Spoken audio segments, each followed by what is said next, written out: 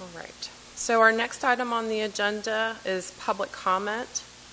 So I just want to go over a few housekeeping items. Tonight we will have our general public comment first, and then we will go into our public hearing agenda item, and we will have a public comment related to our public hearing regarding possible school closure. Okay? So this is going to be for the general public comment, and I know we do have people signed up for that. But just some general comments about tonight, because we do expect to have a number of speakers, and we do want to allow time for everyone to speak tonight. I just want us to make sure that we allow speakers to speak without any applause, snaps, or sounds during or after they speak, so we can keep the next speaker moving along and get everyone in to speak. Also, that when the board is discussing and conducting our business, that audience members do not shout or yell to the board or to the group at large. Okay?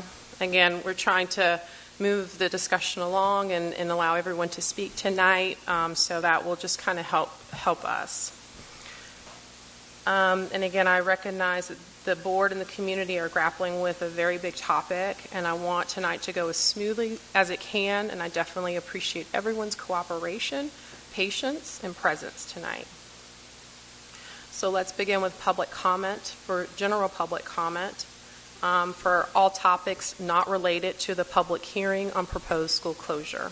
Okay? Yeah, I'll say that. Mm-hmm. The board appreciates and encourages public comment. Board members will listen to the comments and may ask or make clarifying questions or comments, but there will be no general discussion related to public comments. Comments should be related to the education safety of students or the operation of the school system. The public comment time is for discussion of educational issues or for extended comment. Public comment is not intended for extended comment or disruptive behavior. Speakers may offer criticism of school operations and programs, as well as criticism of board members and administrators in their official capacity. However, the board will not allow personal attacks. Obscene, abusive, or defamatory language will not be tolerated. Speakers will have 2 minutes for their comment, and that is for both the general public comment and for the public hearing. When you're recognized, and we've got names already up here, okay? Please come forward, state your name, and if you're speaking for an organization, please identify the name of the organization. We're going to start with any teacher organizations, SIT, or student groups, followed by anyone who signed up in advance, and any other persons wishing to make a public comment. You'll just need to step forward when we call you at that time. And so with that, I see we've got Mr. Link, and so you have 2 minutes. Thank you, Madam Chair. My name is Brian Link, and I'm the president of the Chapel Hill Carborough Association of Educators. I rise tonight for 2 purposes. One, I want to thank the district and especially our HR department, in particular under the leadership of Dr. Harris, for an excellent awards recognition ceremony last week. Congratulations to all of the winners, many of whom were CHCA members. It is terrific in a very difficult year that we are honoring the excellence that goes forth in our schools. It was fabulously run, and we thank you for bringing a little light to us. The second thing that I would like to ask everyone, board members and public alike, is there is a very important meeting that is scheduled for next Thursday, and I want to make sure I get it right this time, at the Southern Human Services Center at 7 p.m. to talk about the budget at the County Commission. I think we can all agree no one wants to go through this ever again. And yet, because of our General Assembly, there are going to be two constitutional amendments on the ballot this fall that will limit state income taxes and will limit localities and counties from raising property taxes. If we don't have dollars to add on the plus side, we have to subtract. I salute everyone who is here this evening to speak up and speak out in support of public schools. And I hope that if you made the effort tonight, it's literally just down the street that I'm going to ask everyone take out their phones, which is unusual for an educator, right? But it's after school hours. And to put in your calendar, 7 p.m., 5/28, to go and let our county commissioners know we need additional funding for public schools. Because if they don't fund the continuation budget, we're not only facing school closures, we're going to be facing another RIF. So please, please, please take action. Thank you very much, Madam Chair. Thank you.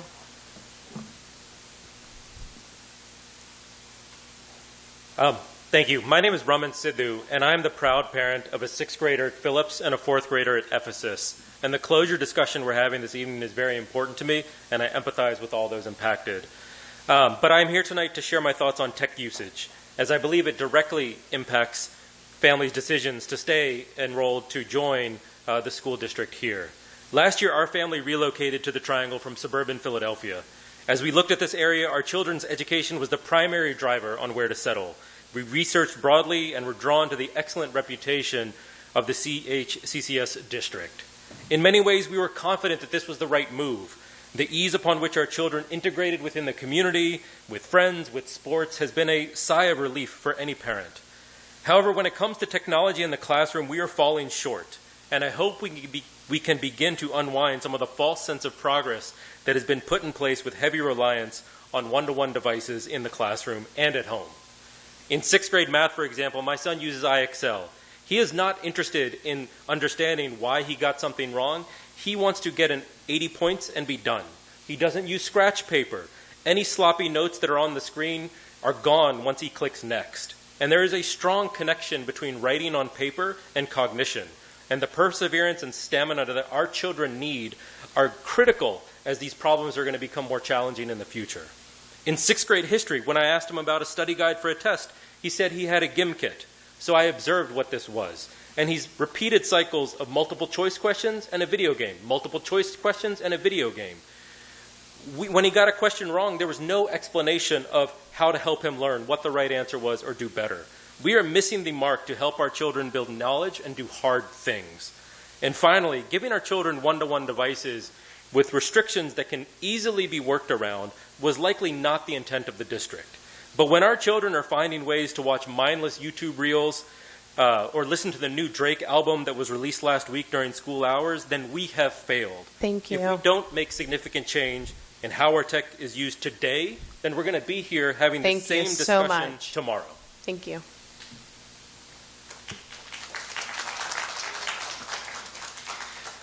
Good evening. My name is Dr. Carl Johnson. I'm on faculty at the UNC Gillings School of Public Health. I live in Chapel Hill with my wife and 18-month-old daughter. I want to share a few remarks on the use of education technology throughout the district. Firstly, I want to acknowledge why many of us are gathered this evening and the challenges facing the district. And I also want to make clear that as I personally consider where to eventually send my children to school, it is hard to overstate the role that EdTech plays in this decision for myself and many of my friends in a similar stage of life. A failure to curb the excesses of EdTech throughout the district will inevitably lead to decreased future enrollment. We are experiencing crisis in youth mental health, which warrants a public health response. Given the vulnerability of children to the mental health harms associated with digital technology, we must reform the environments in which our children are routinely present to be more health promoting. This includes further restricting access to cell phones throughout the school day and establishing clear guardrails on screen time limits in the classroom. Only in this way can our school system, from kindergarten up through graduate school, can be a sanctuary for learning and personal development, and that alone. Thirdly, I've seen how restricting EdTech leads to teacher and student well-being. As a researcher, I've just completed a survey of Granville County's tech-free Tuesday-Thursday policy, which has been in existence since the fall. Nearly every teacher indicated that face-to-face interaction among students and teachers has increased dramatically since the policy took effect, and that because of this, they're able to better attend to the needs of their students. The majority of teachers indicated that the policy had an overall positive impact on the district. Please consider these remarks as the district considers strategies to improve enrollment and the use of EdTech in 2016 academic calendar and beyond.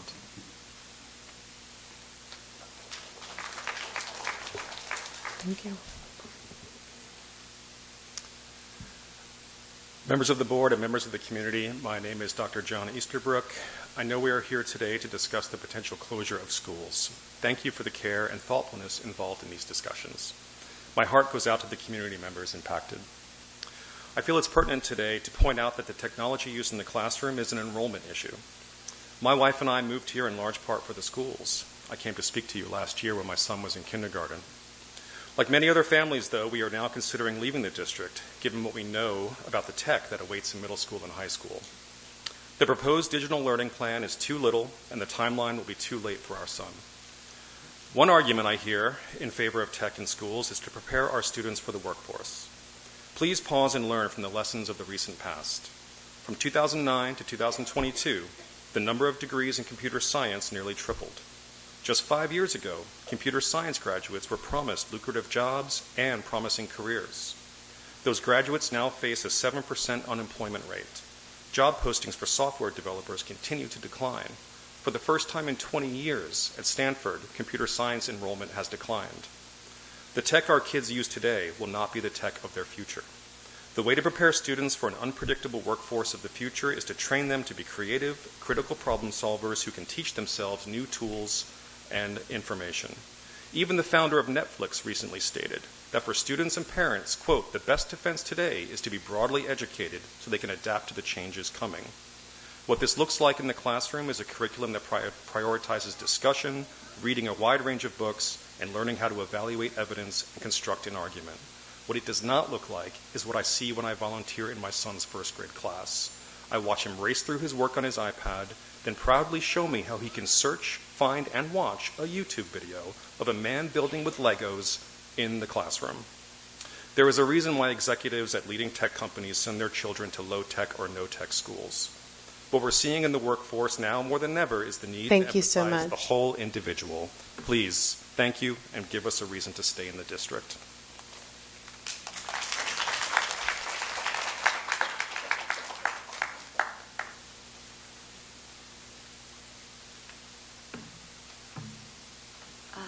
Hi, how are you, everyone?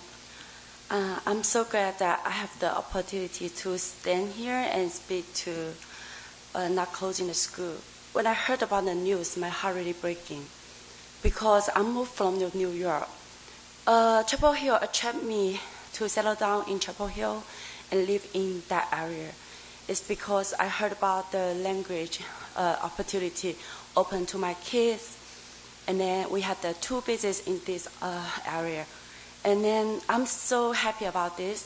And then I think that we come from the community and we are businessmen and we are pretty willing to also contribute to the community. And one of the most important things we would like to contribute is our public resources, is the community and the resources we can provide to our kids, our next generation.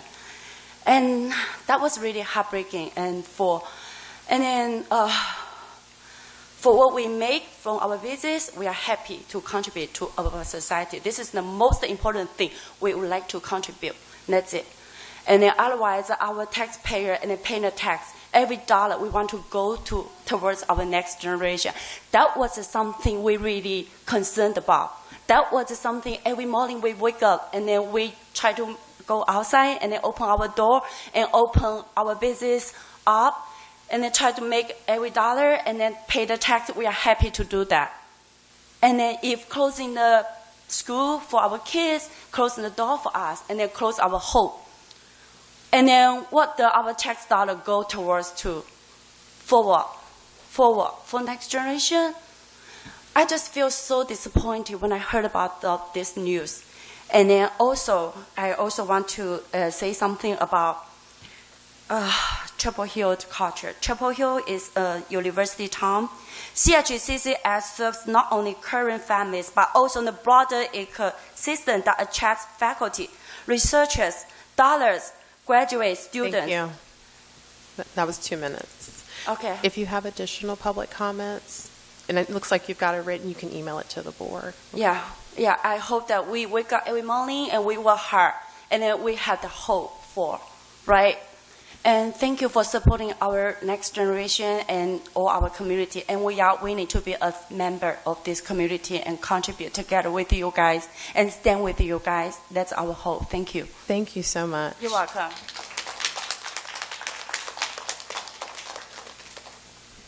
Hey, Adrian, I just want to make sure you're speaking on general public comment, not our public hearing item.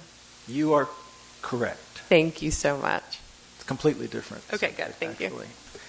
but near to my heart, so that's why I'm here. Okay. My name is Adrian Halpern. I have a son in one of our local high schools who is a junior and a very good student athlete.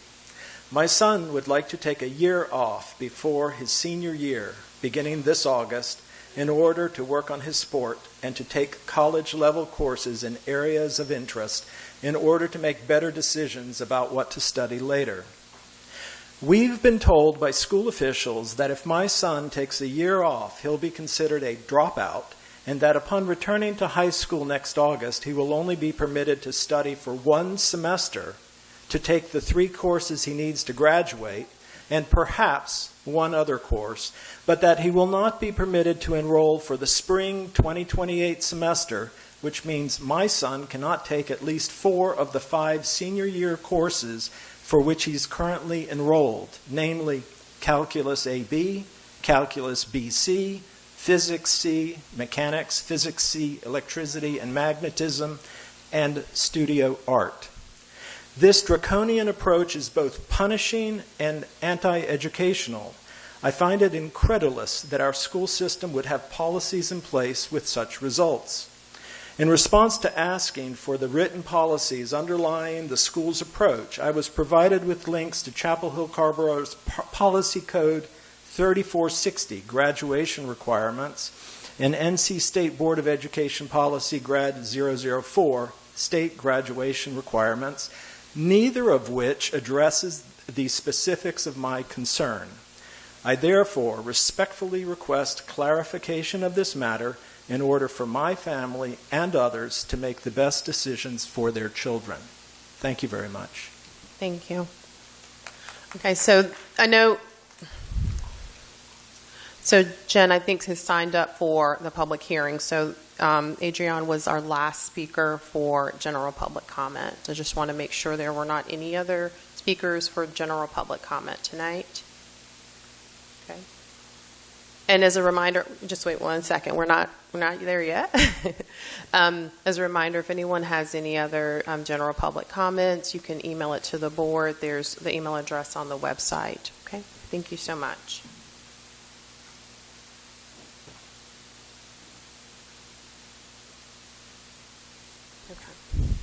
Our next item on the agenda is the public hearing on the district administration study of the proposed closure of Ephesus, Glenwood, and Sewell elementary schools. To start, we are going to have the public hearing, which provides public comments for the community. Speakers will have 2 minutes for their comment, which is limited to the topic of proposed school closure. Please line up as your name appears on the screen to ensure the next speaker is ready when it is their turn. Again, when you're recognized, please come forward, state your name, and if you're speaking for an organization. As a reminder, if we could keep the applause, all of that, just so we can get to the next speaker and people have time to speak.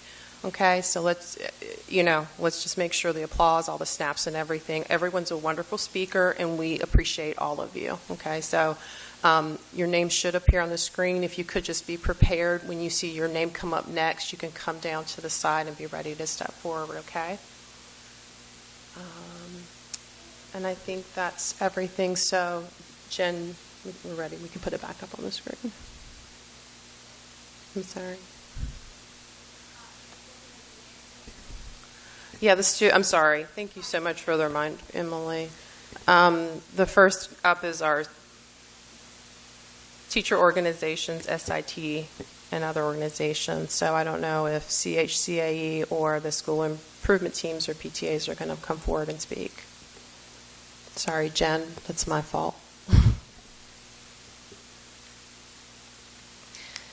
Good evening, Dr. Trice and members of the school board. I am Bailey Norman, the librarian at Ephesus Elementary and a SIT member, and I'm speaking today on behalf of our school improvement team.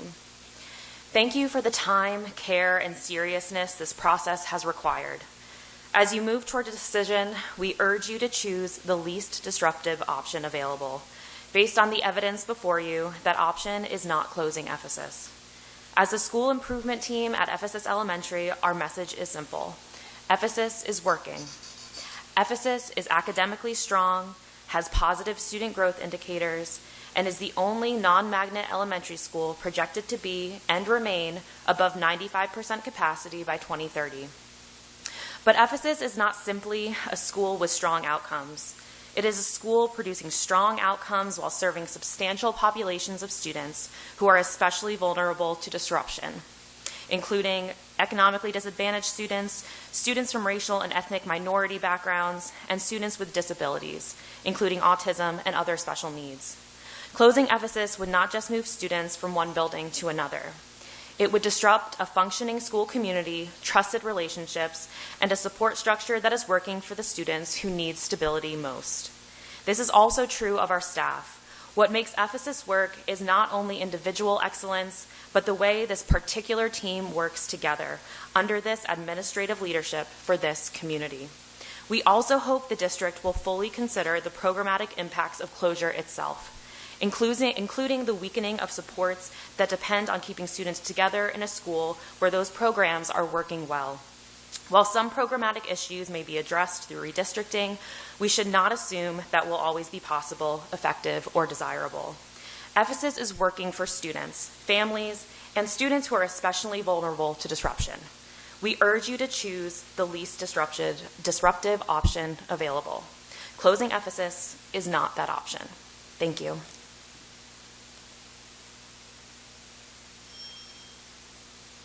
Go ahead. Hi, I'm Emily Kreutzer, PTA president for Glenwood Elementary. I wanted to talk with you all about a discrepancy, I believe, in the report about aftercare numbers, and I've reached out to several of you individually about it, but when it says that there are 150 spots at each school, and then it shows in the report that certain schools only have 60, there are only 60 spots in use, I think those numbers are inaccurate because every year we've been in an aftercare wait list at our school. So it shows having those 60 spots. There's not space for 90 more kids. So I think that's something that needs to be considered when a school is closed, if that is the direction you all move in, is the aftercare options for families. Because it said that they can go ahead and apply to that next school and that there's space for them. But I'm sure that other people can confirm that there's wait lists at almost every school. The other thing I just wanted to point out is that I would really love to see the board and the district working together with, if you all decide to close the school, to really reach out to those communities and to see what they need and figure out how we can work together and become stronger together. And I appreciate it. Thank you so much.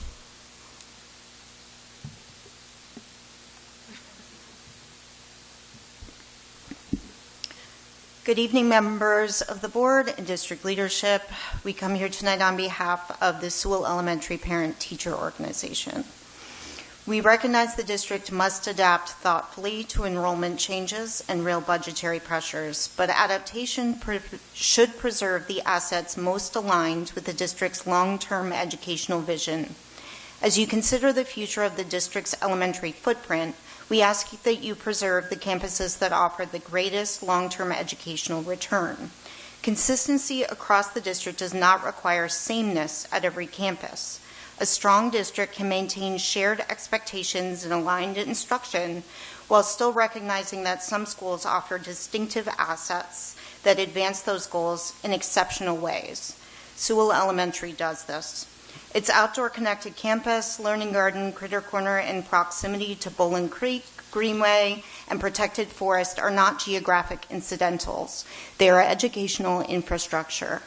These assets support hands-on learning, collaboration, observation, movement, emotional regulation, and meaningful connection to the natural world. As CHCCS considers intentional technology use, Sewell represents an important balance: evidence-based, purpose-driven, and age-appropriate learning. Sewell may not be a new campus, but is very much a modern learning environment. A modern school is not defined only by the age of a building. It is a place where students can think, question, create, belong, and connect. These environments are not ancillary niceties. They help children develop the exact adaptive skills the district itself identified in future planning. curiosity, resilience, collaboration, inquiry, problem solving, ethical thinking, self-regulation, and connection to community. Sewell's value also extends well beyond elementary education. It sits within the only pre-K to 12 corridor in the district, obviously alongside Smith Middle and Chapel Hill High. This isn't theoretical adjacency, it functions as an active educational ecosystem. So across multiple classrooms and programs, Smith Middle School and Chapel Hill High School students regularly contribute to our shared community. Our librarian works with 15 to 20 high school student volunteers throughout the year. Roughly 20 Chapel Hill High School students support 5 other classes, including a few students with an interest in education careers who come multiple times a week, every week, throughout the school year.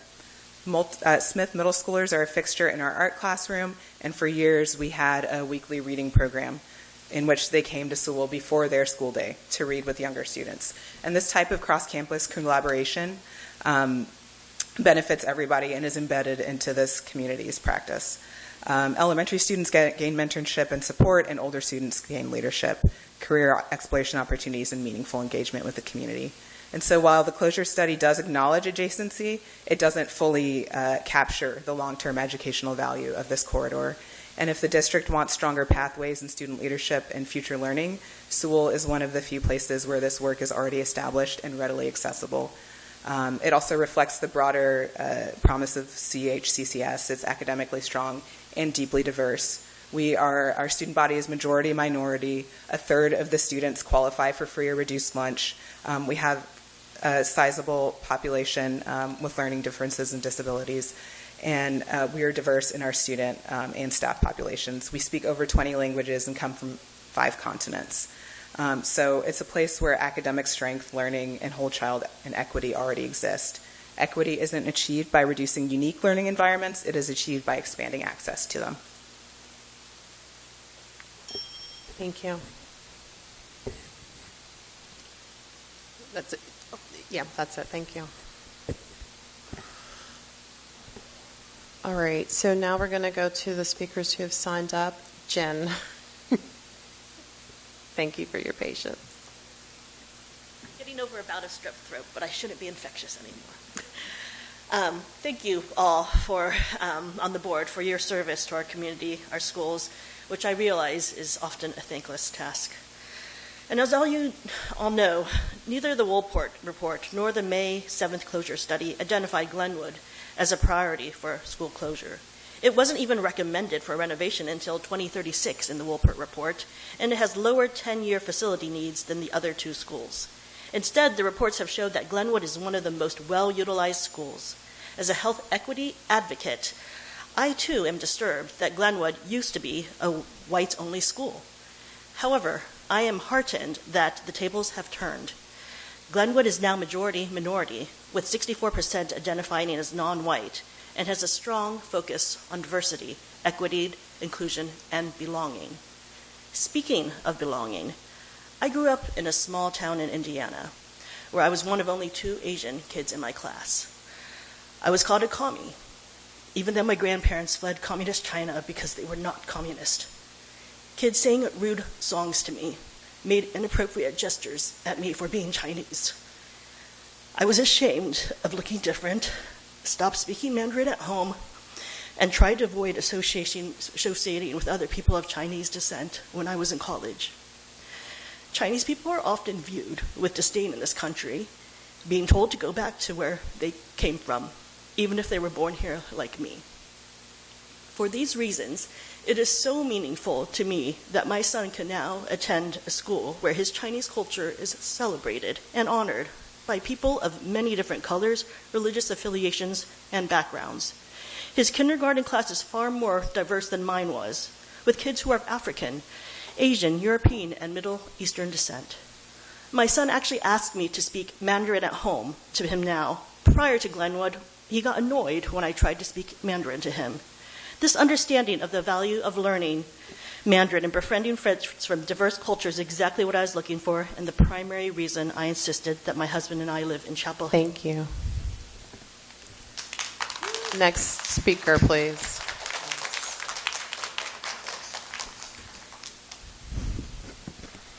各位学校董事会的成员们，大家好，我叫陈茂森，这是我的朋友沈凯江，我们都在格林伍德小学读4年级。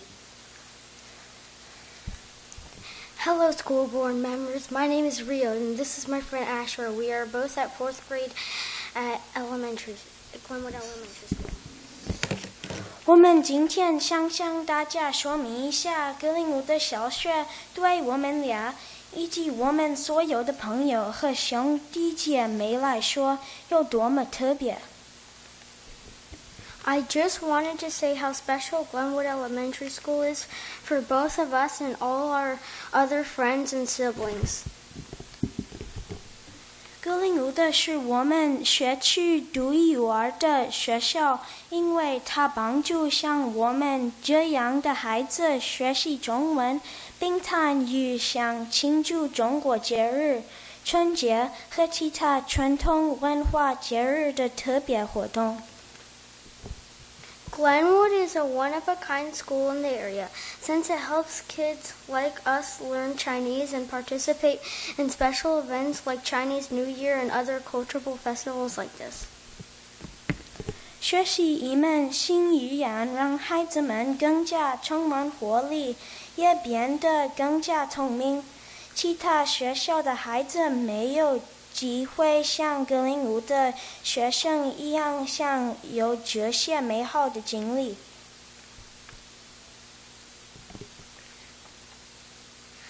Learning a new language makes kids even more stimulated and even smarter than they are now. Kids that go to other schools don't get to share these wonderful experiences like the students of Glenwood do.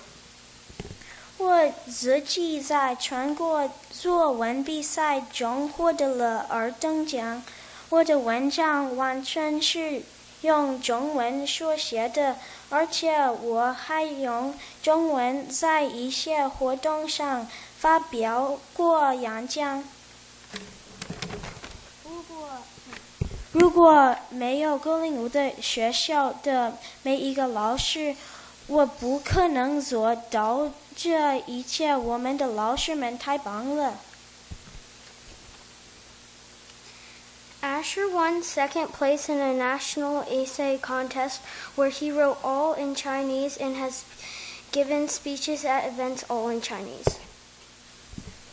都应该继续保留。等到学校可能关闭的时候，我和沈凯江都上6年级了。虽然不会影响到我们，但未来的孩子们就无法拥有和我们一样的美好回忆了。We wouldn't have been able to do this if not for everyone at Glenwood. Our teachers are so wonderful. Asher and I will be in 6th grade by the time you might close the school. Please don't. But future children like my sister won't get to have the same kind of memories of all of us. 谢谢你们。 Thank you. Thank you. Next we have Calvin Chin. Calvin, thank you.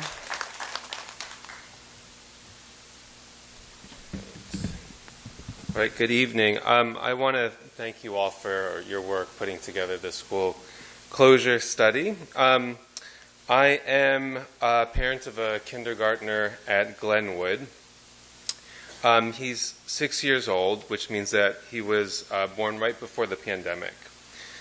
He grew up during a moment of escalating anti-Asian hatred, part of a longer history of racial violence in this country, unfortunately one of many such histories. We want him to have a strong sense of who he is and where he comes from, and to cultivate self-love. We want him to be part of a community that understands him, that won't make fun of his name or his food or the way he looks or the languages that he speaks. And that's important to us because the experiences that Jen described earlier are almost universal among Asian Americans of our age. He has found what we're looking for at Glenwood, and he's found it there because the dual language program sits side by side with the world language program. Both of the programs work together to create a community that goes beyond just learning Mandarin and learning about Chinese culture to creating a community invested in making sure we embrace all cultures and heritages. The parts are bigger than the whole at Glenwood. I urge you not to split the programs up. Thank you.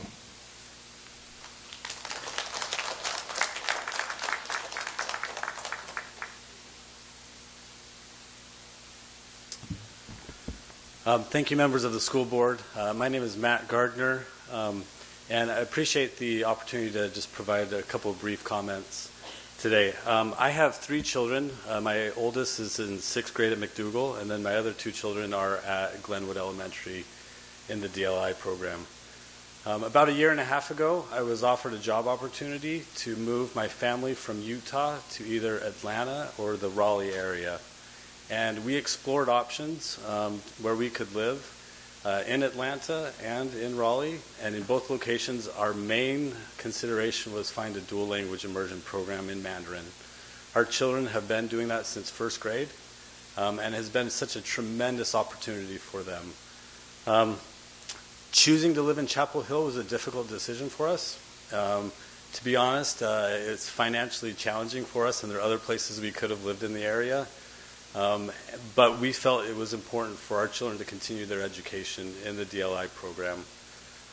My request is that you keep the world language program and the dual language immersion program. We know you have a difficult choice before you, that there are a lot of people who have strong feelings, and there are a lot of different interests. But I know that this has been a really meaningful opportunity for my children. And just lastly, as I hear some of the comments about perhaps how Asian Americans have been treated in our country, I am just deeply grateful that my children, my wife and I are both white. We don't have a Mandarin background, but they have embraced this multicultural environment, and has been a really tremendous opportunity for them to be incorporated in that environment. And I think we need more of that in this country. So thank you for your time. I appreciate the hard work that you're doing.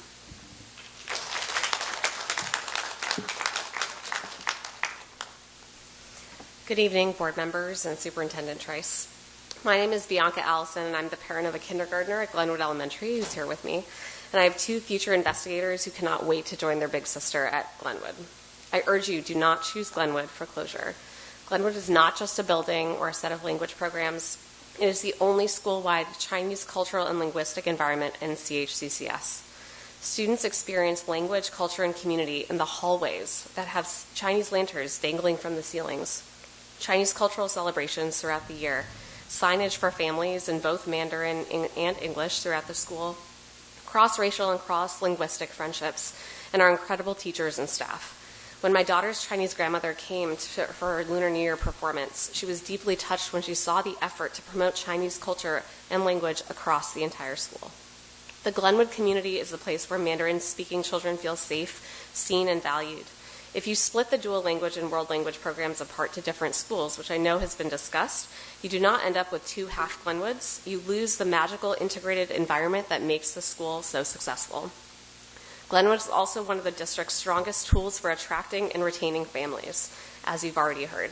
In an internal survey that was conducted by the Glenwood PTA, where 118 families responded, we found that 90% said that they moved to Chapel Hill or chose CHCCS over private and charter schools because of our integrated Mandarin and STEAM school exists here. I know that my family would likely not remain in the CHCCS public schools if Glenwood were to dissolve, and the PTA's internal survey showed that only 14% would enroll their child in their neighborhood school if Glenwood closed. However, 93% said that they would follow the programs if they were relocated intact to a new school. So if advancing equity and belonging and bringing more families into CHCCS are values of yours, which I know they are, please preserve the Glenwood programs together as a complete school community, rather than fragmenting one of the few models that's already achieving both of these in our district. Thank you. Thank you.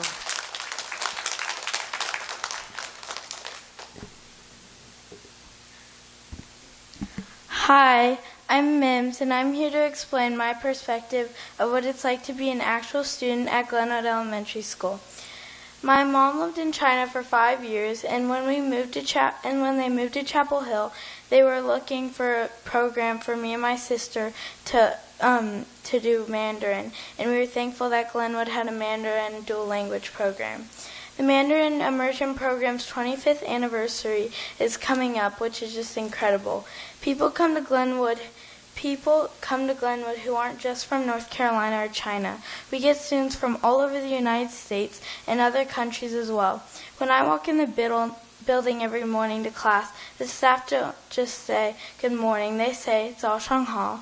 What I love about Glenwood is that they put excitement into everything. The staff are always so kind and supportive. There is also so much diversity, and I'm always hearing my friends talking a different language. It's so inspiring. For graduation, the whole 5th grade is singing a Chinese song called 我的纸飞机. And when our teacher told us there was a huge rap part, we were really nervous, but there are extremely talented people who are going to nail it.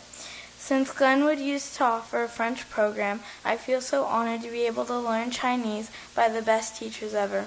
In my opinion, I think world language and dual language shouldn't be split up because they both work together and we make friendships out of it. One of my friends said that both world language and dual language are like a coin with the heads and tails side, because a coin can't be a coin without a heads or tails side. So both basically work together. So just put the world language and dual language as the heads and tails and sides. This is what I personally think about Glenwood Elementary School. Thank you for your time.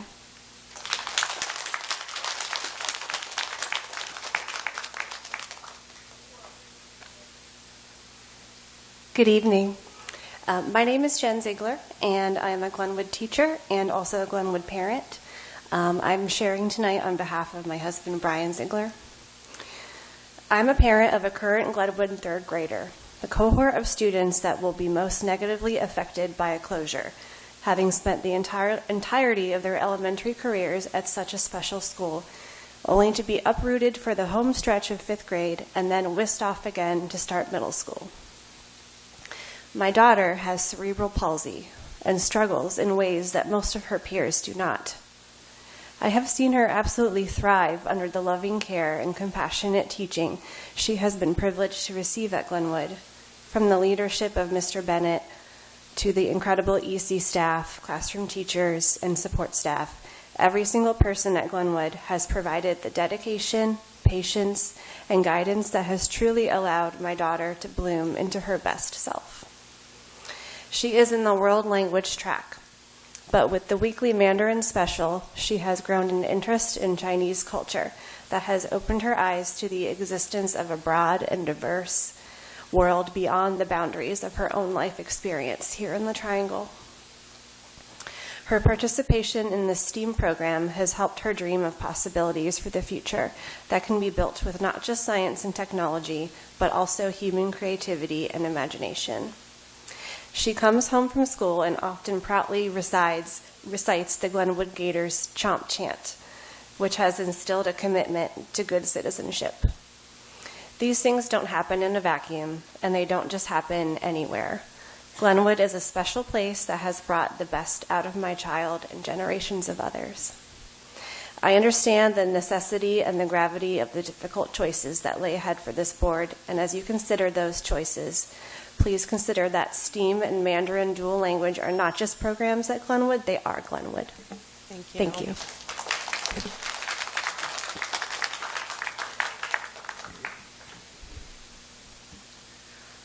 Good evening. I'm here tonight as a grieving working mother and a Glenwood parent.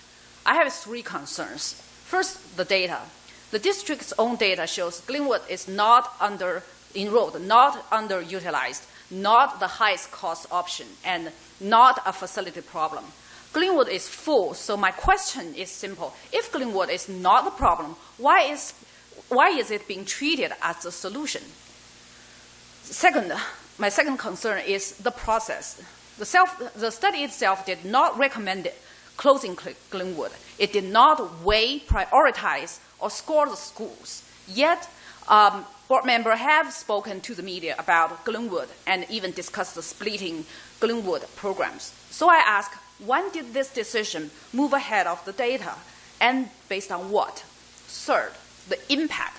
At the same time, Glenwood's future is uncertain. ASAC, American School Asian Culture, is also facing displacement and possible closure.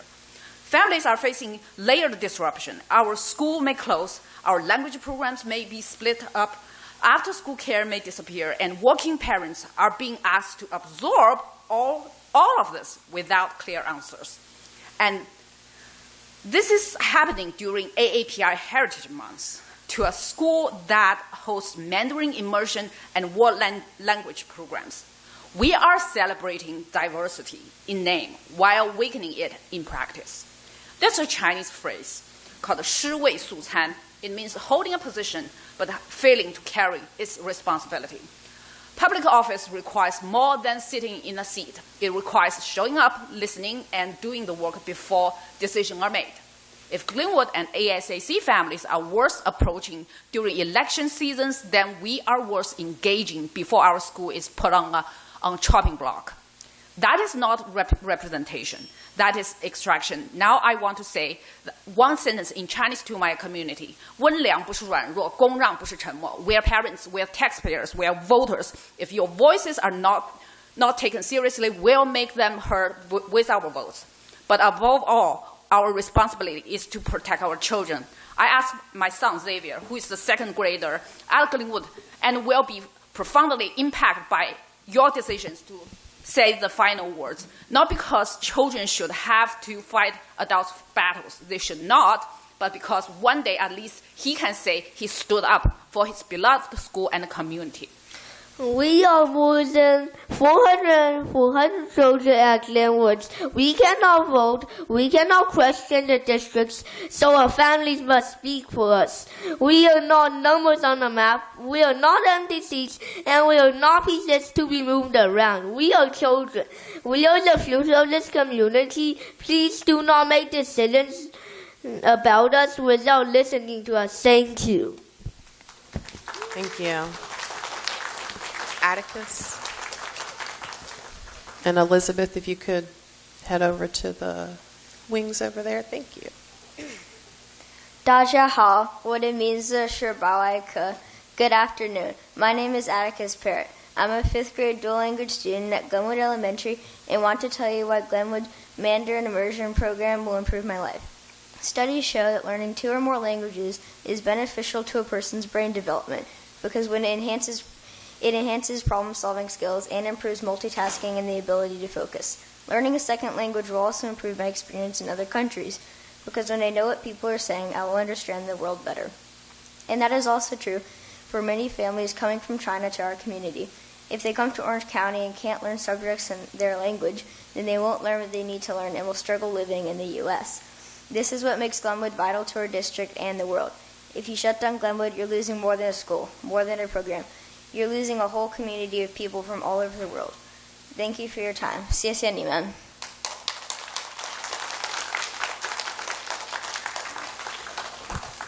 Good evening. Thank you so much for your time and your service to our community. My name is Elizabeth Sasser. I'm a parent of 2 Glenwood students. My son is a 5th grade dual language student at Glenwood, and my daughter is a Glenwood dual language alum. We moved to Chapel Hill from Washington, D.C. in 2013, and we chose Chapel Hill in large part because of Glenwood's dual language program. It's something, Glenwood's dual language program offered something that our family deeply values, which is the chance to learn a second language for our children, and also for our kids to meaningfully engage with another culture. At Glenwood, Chinese language and culture aren't confined to a single classroom. It's woven through the daily life at the school. Students see and hear Chinese throughout the day. They learn from Mandarin-speaking teachers, and they celebrate cultural traditions together as a community. It's that immersive school-wide environment that makes Glenwood unique, and that's what makes it effective. It can't be replicated by splitting the program apart. If you separate the dual language program and the world language program into different schools, you don't end up with 2 strong programs. You lose the integrated culture that makes Glenwood work for everybody. So I respectfully ask that you please take Glenwood off the closure list. Thank you very much.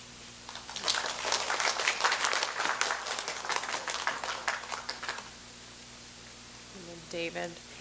Good evening. I'm a parent at Glenwood. 2 years ago, when my family were deciding whether to accept a job over here, we were hesitant. But then we learned something very special here. Glenwood had a manual program, and Glenwood also had ASAC, a daily Chinese after-school program located right on campus. Then we came here. And this year, CHCCS is not only considering closing Glenwood, but also requiring ASAC to relocate from Glenwood to another place and increasing the rental fee to nearly 3 times the current rate. So as an immigrant parent, I want to ask, 1, why close Glenwood, one of the most unique programs that actually bring families here?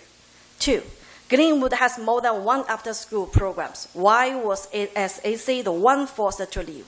Why was ASAC's rental price increased a lot without clear explanation and respect?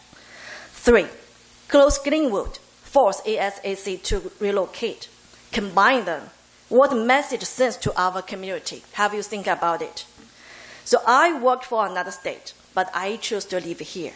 I spend money here. I clean up Jordan Lake.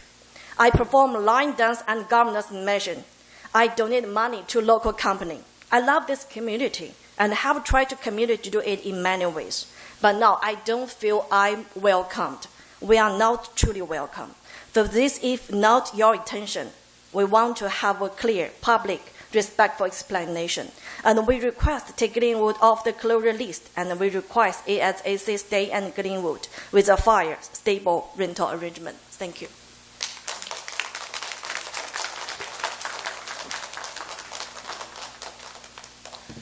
Good evening. My name is David Sims, and like a lot of people you've heard from tonight, I'm a Glenwood parent, and I want to thank you for having these meetings and for giving us this opportunity to speak and to try and get some clarity, because I think a lot of the parents right now are very confused.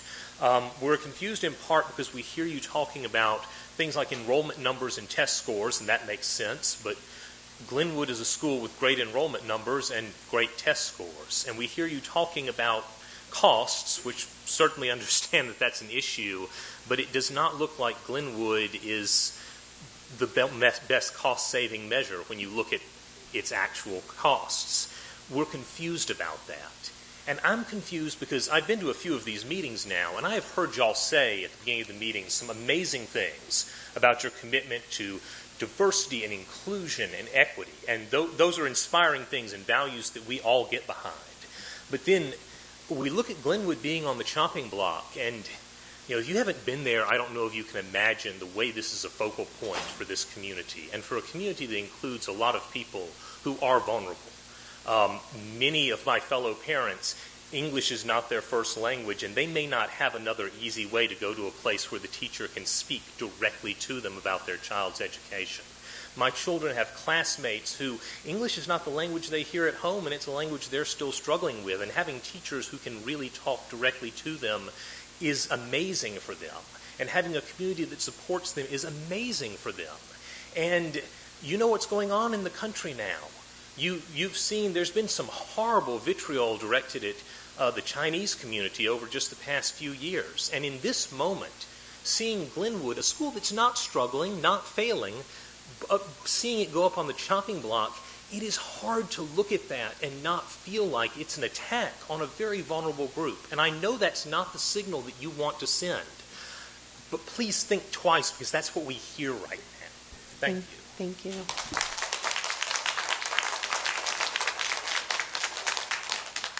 So Kate, if you could go ahead and come on down. So I am Iris Vance, also a Glenwood parent, and I want to state plainly that it is wrong to consider closing Glenwood.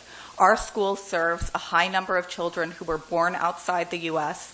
or who come from immigrant families, and with unprecedented levels of loud hatred towards immigrants in the national discourse, these children are vulnerable and must be protected as a moral issue.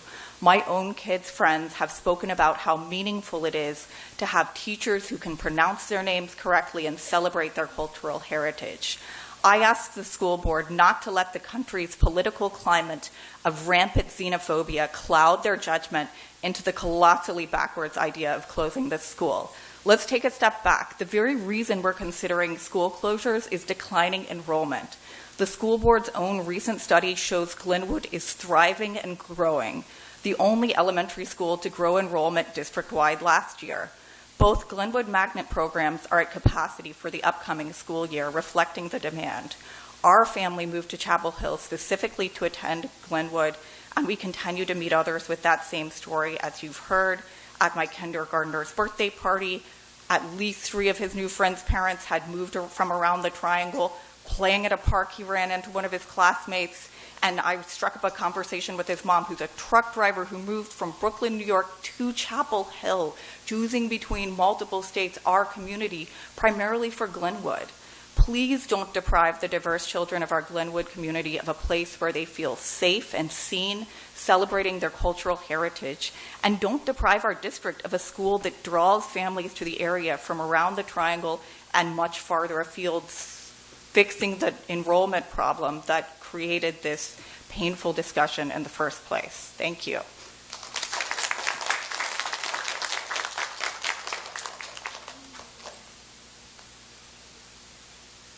Thank you for your service, board members.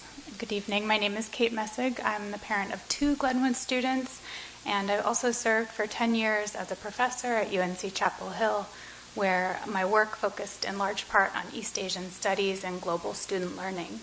As many of you may have heard, next month UNC is permanently closing all 6 of its global area studies centers, including the Carolina Asia Center, and this is part of a larger anti-global national trend that we are experiencing and that's impacting our students and communities at all levels.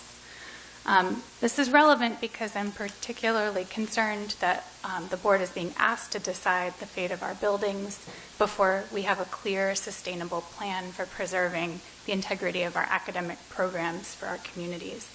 And we know that this would have implications not just for whichever school or schools close, but the schools where those 400 or more students of our programs would be relocated.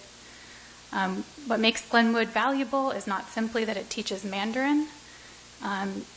It has been built over more than 2 decades, and we have built a really rare and cohesive educational model. It's the dual language, it's the world language, it's also the STEAM integration through both of those curriculums. And our outcomes are strong, and our community is diverse beyond just Chinese, which is what you are hearing a lot of tonight, but that's not what you would see if you go there. I think at this time of increasing anti-global racism and discrimination nationwide, this is a place that is a safe space, and this disruption that closing it may cause will have ripples throughout all of our communities, impacting our children, which is really the most important thing. At a time when families are leaving public schools, Glenwood is actively attracting and retaining them. And something we haven't heard yet tonight is that Chinese is the 2nd most common language in the world and the 3rd most common in the U.S. Thank you. So I would encourage you to keep Glenwood open and together. Rachel, if you could make your way down as well. Thank you. Hi, I'm Alice Whiteside. Thank you so much for your care and attention to this process, this challenging time. I'm also a parent of a Glenwood student, a kindergartner in the dual language track of the STEAM 2 program. And I want to speak to the fact that the world language track students are fully part of the culture at Glenwood, and that my child's experience in the dual language track would be very different in a school that did not preserve the school-wide culture. It's hard to imagine that the district would hire a second STEM teacher or a second Mandarin language teacher to continue to provide these specials for tracks at 2 different schools. Other changes that come to mind immediately are staff would not greet my child in Mandarin at the drop-off line. The Lunar New Year celebration would not be school-wide. And losing the school-wide culture of the STEAM 2 program would introduce a sense of otherness, the current lack of which is one of the greatest assets of this program. We chose Glenwood for multiple reasons, including the STEAM program, project-based learning, the many benefits of learning a second language at a young age. But we also chose it because it's the only school, elementary school in Chapel Scarborough City Schools where I was certain that my child, who's biracial, would have teachers who look like him. Families in the World Language program, World Language track put equally careful consideration into choosing Glenwood, and splitting the two tracks between schools would significantly change the experience for both. So respectfully, I ask you to take Glenwood off the closure list and redirect this process towards redistricting. Thank you for your time.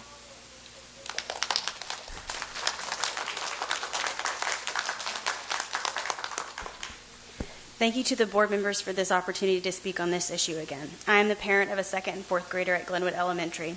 The district faces real financial strain due to the county and state funding decreases for declining enrollment. Past board discussions have focused on school utilization rates and declining enrollment as major catalysts for school closure. To cure what ails the district seems like closure. But this can't be true for Glenwood. Glenwood has current district data and future projections based on closure studies shows Glenwood has better utilization rates and 100% enrollment now and in the future. I have heard comments that say, oh, well, Glenwood's a lottery. Enrollment's easier. I beg to differ. Students are not assigned to Glenwood. We must ask students and families to choose Glenwood. And each year, they choose Glenwood over and over. Where the district has struggled to bring new students to the district, Glenwood has thrived with wait lists for both dual language and world language for the upcoming school years. Families choose Glenwood because of its two unique pathways. Mandarin is not learned in isolation, but with meaningful cultural context. It is not just symbols or words on a page, but the names of fellow students and teachers, and greetings of Zhao Zhang Hao in the car line. The cultural exchange takes place every day at Glenwood. Glenwood's thriving ecosystem pushes against current district enrollment trends with its world and dual language programs under one roof. The world and dual language programs are not just cohorts that can be shoved into another school. They work together to create a cultural bridge. Asian Americans are the largest minority in Chapel Hill. This cultural bridge created at Glenwood is important for the health of the town and our community. Glenwood is the model to solve district enrollment struggles. Glenwood is not to be separated. Glenwood should not be closed. 我们大家一起. Annie Kramer. And now for something completely different. Hello, my name's Annie Kramer, and it was my privilege to have been the Sewell Elementary art teacher for 32 years there. I'm here to speak about the report presented by Mr. Shiroki at the last board meeting, and he did an admirable job for not showing any kind of bias or doing, really very well. Unfortunately, there was a couple of things I must take exception to, and one of them is the characterization of the connected Sewell-Smith Chapel Hill School corridor. He said that he thought that the greatest advantage was for parents to have ease of dropping off their children, and how convenient that must have been, forgetting entirely that the population that we care about as educators is our children and our children's experience. To have the experience to come to Sewell at pre-K, continue through Sewell, walk over to Smith, then walk over to Chapel Hill High, have brothers and sisters at various places, attend their performances, have escorting their younger brothers and sisters to the other campuses. This is a community, a multi-generational community, and it's unique in all of our district, and maybe unique in the state of North Carolina, for all I know. As I say, it was my privilege to be there. He offhandedly mentioned that no Sewell students attended classes at Smith or Chapel Hill High School. Well, of course, that's ridiculous and inaccurate. Of the fifth grade graduating class, only one student this year is not going to Smith. Smith is comprised of many, many, many, many Sewell students all through the years, and the same with Chapel Hill High School. When Chapel Hill High School students that attended Sewell graduate, they come to Sewell for the last day of school to celebrate and to be celebrated. Maybe that happens all over the district. Thank you so much, Maybe Annie. it does not. Thank you.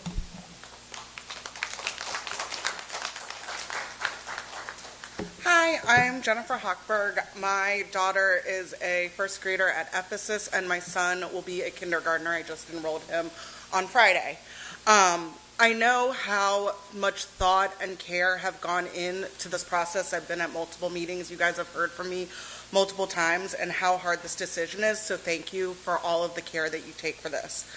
But as I looked at the 8 criteria that the board established in the study, Ephesus clears all of them. The geographic conditions, no flood zones, no wetlands on the property, a stable site, no red flags. Enrollment, Ephesus is the only school in this study that is growing, projected to hit 100% capacity by 2030, driven by approved residential developments already in the attendance zone. This trend is up, not down. Hardship to students. Ephesus is a Title I school. Over a third of its students come from economically disadvantaged households. These are the students this criteria was written to protect. Displacement hits them hardest academically, socially, and logistically, and we cannot overlook our exceptional children. These children depend on consistency, familiar hallways, trusted teachers, established routines. For a child in an IEP, a new school is not just an inconvenience. It means regression, anxiety, and lost progress that takes years to recover. This study itself acknowledges this risk. We should not impose this unnecessarily. Transportation, it's the most walkable school, and it would only include 3 buses. The capital expenditures, yes, this building needs investment, but the investment serves a school that will be full. Capital spent on a school at capacity is capital that has delivered value. Board members, on nearly every criteria you set, Ephesus makes the case for staying open. I trust you will follow the data and keep Ephesus, because Ephesus is all of us. Just a clarification, I see that Stool PTA signed up. Sarah, I know you guys spoke at the beginning. Is this somebody else? Okay, thank you. Hi, my name's Katie Holland. We can skip me when I come up later, but I'm going to finish the Sewell PTA statement from earlier. What Sewell offers the Chapel Hill Carborough City Schools portfolio is rare. A diverse and high-performing school, a pre-K-12 corridor, outdoor learning infrastructure, and active middle and high school engagement. Importantly, these strengths align with the board's own closure criteria: site adjacency, long-term program fit, building adjacency, transportation considerations, and future district planning flexibility. These are not easily portable assets. In fact, they're not portable at all. We ask you to use the report and all the information you have received throughout this process to make a decision grounded in thoughtful, forward-looking stewardship. Sewell is already one of the district's most unique assets and is singularly positioned to become even more valuable in the years ahead. I'll also make a quick comment just on behalf of myself. I am a parent of two Sewell Seahawks. I'm also a Chapel Hill Carborough City School alum. I'm also a former Chapel Hill Carborough City Schools teacher. Go Colbert Cougars. My husband was recently hired by the district as a middle school teacher for next year. So we are bought in. We adore this district. We moved back to Chapel Hill, and we're thrilled that my oldest was able to begin kindergarten in the district. It's unfortunate that this situation has caused us to show up here in colors. My Sewell t-shirt is dirty because I have 3 kids. But we're a broad community, and I implore the board to recognize the impact that this situation has had on all 3 of these school communities, and that we celebrate the teachers, the staff at all of the schools for holding it together through all of this, because it's hard. So thank you, all 3 schools. Thank you.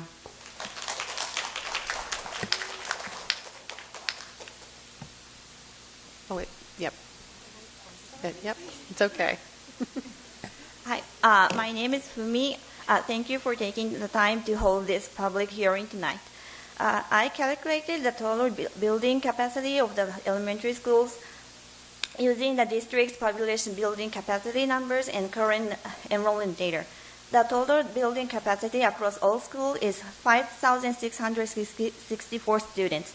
The capacity of the three schools currently being discussed are Ephesus 436 students, Sewell 450, Glenwood 412.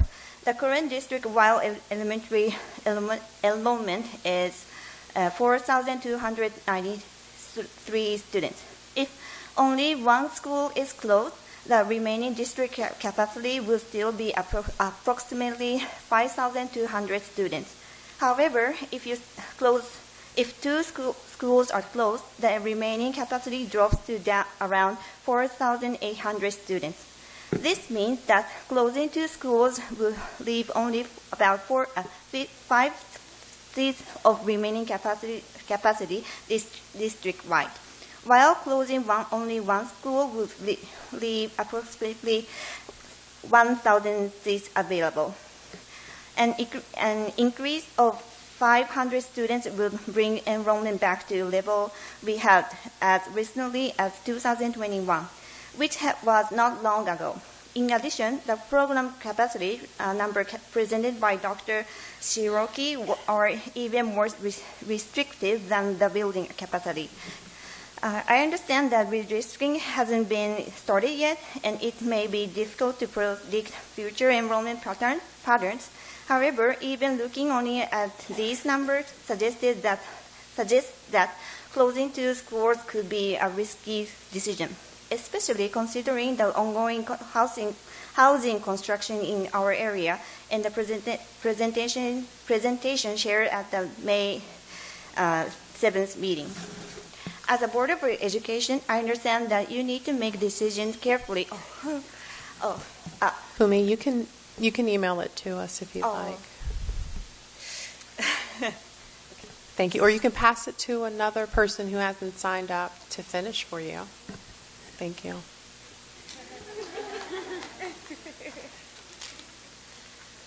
Hi, I'm Bailey Backus. I am a teacher at Sewell. I also am an alum of Sewell, Smith, and Chapel High School. And I have a daughter now in kindergarten there. And as a senior at Chapel High School, I got to go and explore kindergarten rooms with a course that I took on child development. And so that in turn turned into wanting to be in education and going to school for that and coming back to Sewell to teach. And it's just a really magical place. It has a lot of really awesome memories from being a student there and then being an alum and coming back and then now being a teacher there. And I now have two seniors in my room volunteering from Chapel High School, and one of them is going to go on to school at a college in Georgia. And it just has a lot of awesome impact to have those schools right there next door. And as a student, I saw it, and I want my daughter to see that too, as well as her younger sister, having that adjacency and being able to go back and see teachers so easily and help out whenever field day, at the end of the year when they come in caps and gowns, school dances. We have volunteers all the time. So it's just something to think about when you're thinking about school culture.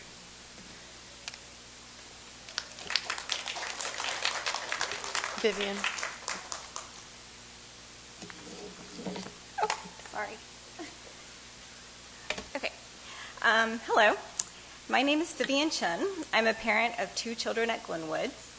It is disappointing to hear the board and the Chapel Hill Carrboro School administration, as well as the general public, speak about Glenwood almost exclusively in terms of its Mandarin programs, and hardly ever, if ever, in terms of its community of children, families, and educators.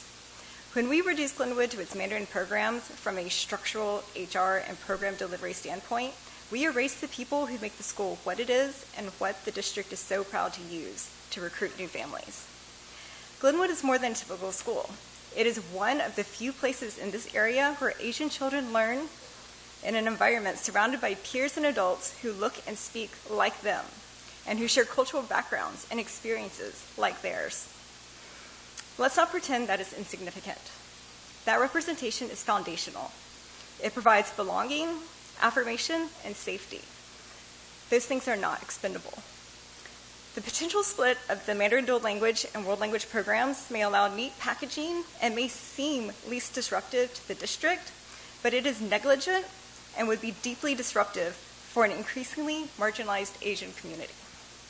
As the district evaluates community disruptions, redistricting, and program placement, it is essential to avoid decisions that favor majority populations at the expense of minority groups. Equity requires a careful consideration of community cohesion and the lived experiences of those most affected. Thank you for your time. Nolan.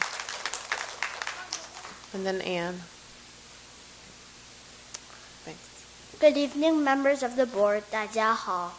You might remember me, Nolan Lee, from March 19th. I'm happy to be back today to share why Glenwood is so special to me. Glenwood is more than just a school. It's a community where students learn to think, create, collaborate, and care for each other. As a STEAM and dual language school, Glenwood helps students from many different backgrounds feel included, valued, and inspired. During Lunar New Year, our whole school celebrates together. Every grade performs a different dance that we also sing to. This year, my grade danced and sang 天天向上, which means make progress every day, like what I do in school and at home every day. One of my favorite moments was when the dual language and the world language teachers performed traditional dance, cultural dance together. It was fun, joyful, and showed how teachers at Glenwood support one another and celebrate different cultures with us. At Glenwood, our teachers never give up on us. I remember working with my science partner on a flashlight that simply wouldn't light up. We were frustrated, but our teacher helped us, offering the guidance and encouragement that helped us work more efficiently. When the bulb finally flickered and turned on, it wasn't just a light bulb turning on, it was a lesson in perseverance. Our staff members are the key of the school, helping us in every way they possibly can. Glenwood shapes us into confident learners and great students. Schools like ours ensure that every student feels safe, connected, and proud of their heritage. I ask you today, please keep Glenwood community together. Thank you. Once a Gator, always Gator. Go Gators! Anne.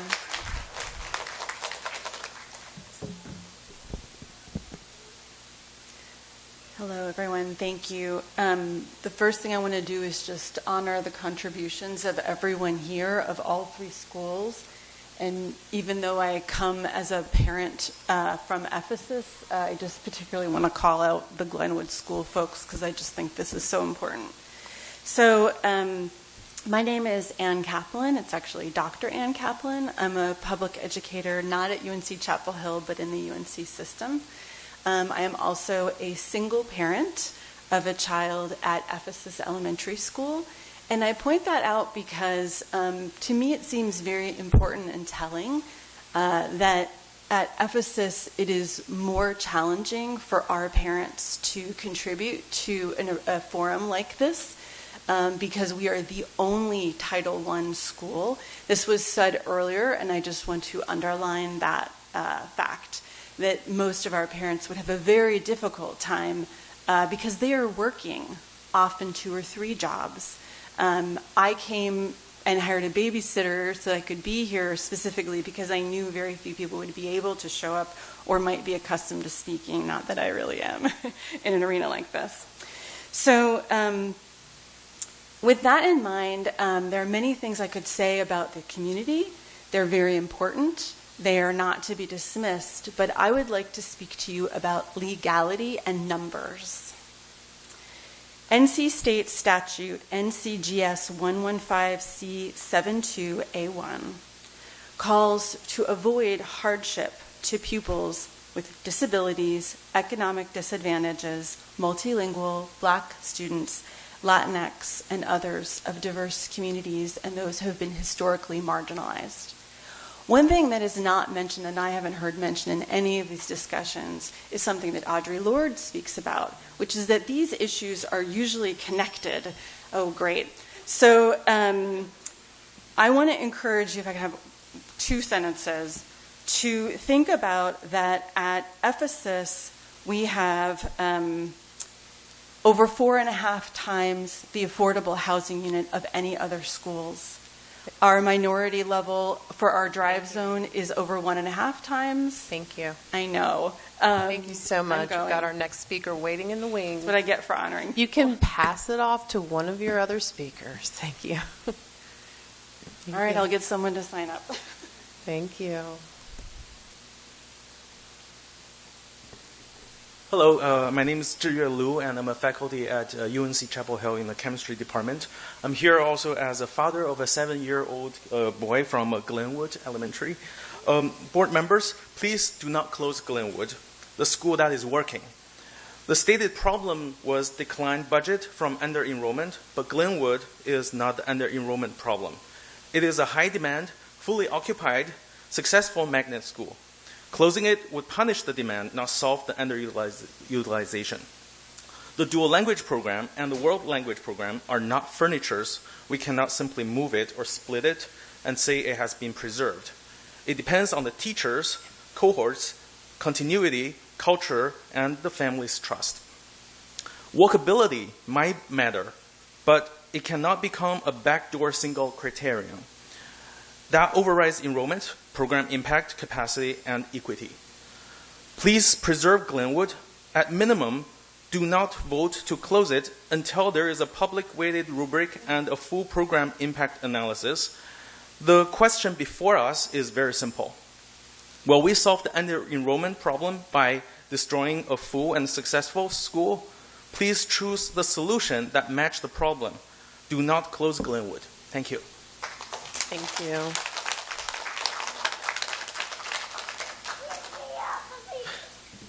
Hi. Dear board members, my name is Yehua Wei. I'm a professor of decision sciences at Duke University and the parent of a first grader at Glenwood. I'm speaking tonight because closing any school is an irreversible decision that can have profound negative consequences. Specifically, closing or splitting a successful school like Glenwood will only accelerate the decline of enrollment and further reduce the funding that Chapel Hill is receiving. I know this board is analyzing tremendous amount of data and navigate this difficult process.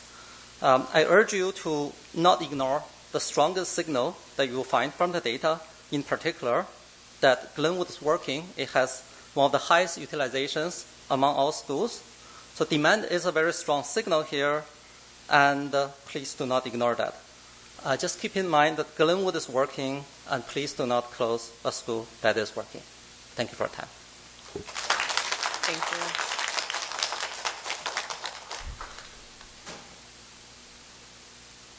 Hello, I'm Rod Mullen, father of 2 Glenwood students, Isabella and Edessa, and I thank you for the opportunity to speak this evening. Some of what I say to you, you will have read already in the email I sent a few days ago, but this evening I want to give a bit more of the background to our decision to apply to Glenwood. I grew up next door in Durham and graduated from Hillside High School, class of '79, when the legendary John Lucas was principal. One of my very best school friends was born a few short months after his parents immigrated from India. He mentioned more than once that he could not talk with his grandmother because he had never learned the native language of that part of India from which his parents came. To me, with my own grandmother living not far away, it seemed he was missing out on so much. And when my wife and I had our children, I was determined that they would be able to talk to their Chinese grandmother about anything they wanted. So because we were looking for a dual language program for our children to learn to communicate on any subject with relatives in China as well as in the U.S., we chose Chapel Hill and applied to the program at Glenwood. The benefits of having a broad spectrum of cultures and curriculum pathways at one school are obvious, almost like having a miniature United Nations within one school. Having the mix of learning activities and personal interaction together is what makes Glenwood so successful. Over the past several years, the combined magnet programs have also been an asset to the district in boosting enrollment, and the latest CHCCS data suggests that Glenwood will be at full capacity within 5 years. It's my understanding that present and future growth in this part of Orange County are likely to be on the east side of the CHCCS service area. So the school building and its capacity are in exactly the right place. Thank you, Rod. You have an honorable and difficult responsibility. Please take Glenwood off the closure list. Thank you. Thank you so much. Good evening, board members. My family relocated to North Carolina from Boston. So both my husband and I work in Greensboro, but we decided to settle down here just because of Glenwood unique programs. So since then, at least 4 families from Guilford County schools have contacted me asking whether Chapel Hill Carrboro School District is worth of moving to for their children's education, as more families have remote work options. School quality and district reputation play a major role in where they choose to live. The data clearly show that enrollment is at capacity, which means families value and support this school. This success did not only happen, by accident. It is the result of the school board's decision to create this program and the dedication of teachers, staff, and leadership over the past 20 years. So even though at this difficult time, yet kindergarten enrollment for this fall is already at capacity. That shows families still believe in Glenwood. Closing Glenwood would not only separate students, teachers, and staff, it would weaken trust in the community and damage our school district's reputation across North Carolina. We are already seeing and hearing discussions about these closures beyond Chapel Hill on social media. This school does not create opportunities only for Asian community. It strengthens opportunities and reputation for the entire school district. If financial considerations are the main reasons behind this decision, if the future use of Glenwood location will provide greater financial benefit to the district, then please be transparent with the community and tell us the truth. Please do not let 20 years of success be lost. Thank you.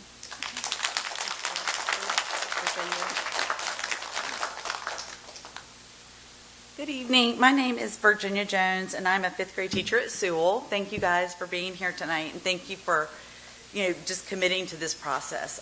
It seems all-consuming, and I'm so glad that I don't have to do it. There are 3 great schools, and I do not envy your decision. Before I give you my comment, which is very mild in nature, I just want to tell you a little bit about what makes Sewell so special to me and what my connection is with the school and with the system. So I started Sewell as a 3rd grader in 1981.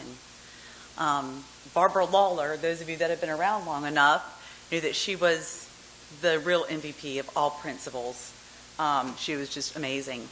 I was probably one of the most distracted children growing up, probably one of the most distracted adults in this room, but I've learned to tether that a little bit. But she saw all these things in me that I could never see for myself. She took a special interest in me, as well did Alan Cease and all the other teachers there. I went on to go through Phillips and Chapel High School, and I'm so proud of our system. I mean, looking at where it is today, I just think we're doing an amazing job, and I really do. I moved here from Eastern North Carolina, and back in the 80s, that meant rows of seats. It meant you didn't get out of your seat. You copied down what was on the board. You didn't talk, and you just, until recess time. So when I moved to Sewell, it was very interesting because nobody had desks. It was very, we had pods, we had learning teams, we had multiple teachers. We were moving from place to place. It was extremely innovative. That's still there today. Sewell is the most magical place I've been. This is my year 30.5, and I do not want to leave. Every day I get up, that same Sewell magic that our teacher of the year spoke of earlier, Bailey Backus, is there every day. The sun's coming up over the school, and I love it. Please do not close us. Thank you so much. Thank you. Ashley, thank you. And then May after Ashley, thank you. Hey, good evening. My name is Ash Sherman. I'm the school counselor at Ephesus. Over the past couple of months, I've made several other public comments. I've spoken on behalf of my colleagues at Ephesus about what makes our school such a beautiful place to work and learn at. I've also spoken alongside colleagues from other elementary schools to advocate for building level staff involvement in HR planning, regardless of what the closure decision may be. But tonight I want to start with a really sincere thank you to the board. I know that this is really hard work. We're having really hard conversations. I know that all of our communities are feeling the stress and the hurt right now. The expected vote on June 4th feels really pivotal to me. I think that's when we're all going to find out the next phase of what our school district is going to look like moving forward. I'm going to find out whether or not I get to keep the job that I love. I think that emotions are really high right now for a lot of us. But June 4th is also going to be the first time that the board will publicly discuss the specific nuances of closing one school over another. This isn't about abstracts or hypotheticals anymore. It's going to be the first time that you publicly get into the nitty-gritty of Ephesus versus Glenwood versus Sewell. So my hope for that discussion is that we'll be able to see a really clear presentation on the updated financial implications of closing just one school instead of two. I hope that you'll have a really detailed discussion of the pros and cons of closing each school and what closing will practically mean for each community.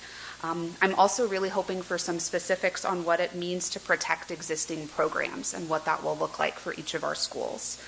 I also hope that you'll ask Dr. Trice and his cabinet members for their recommendation on which school to close.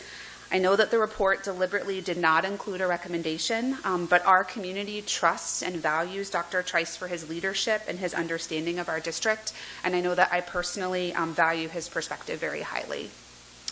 I hope that you'll make a timely and transparent decision that provides financial stability moving forward. I think our community has many great ideas for improvement, and we need a firm financial foundation to do so. Thank you, Ash.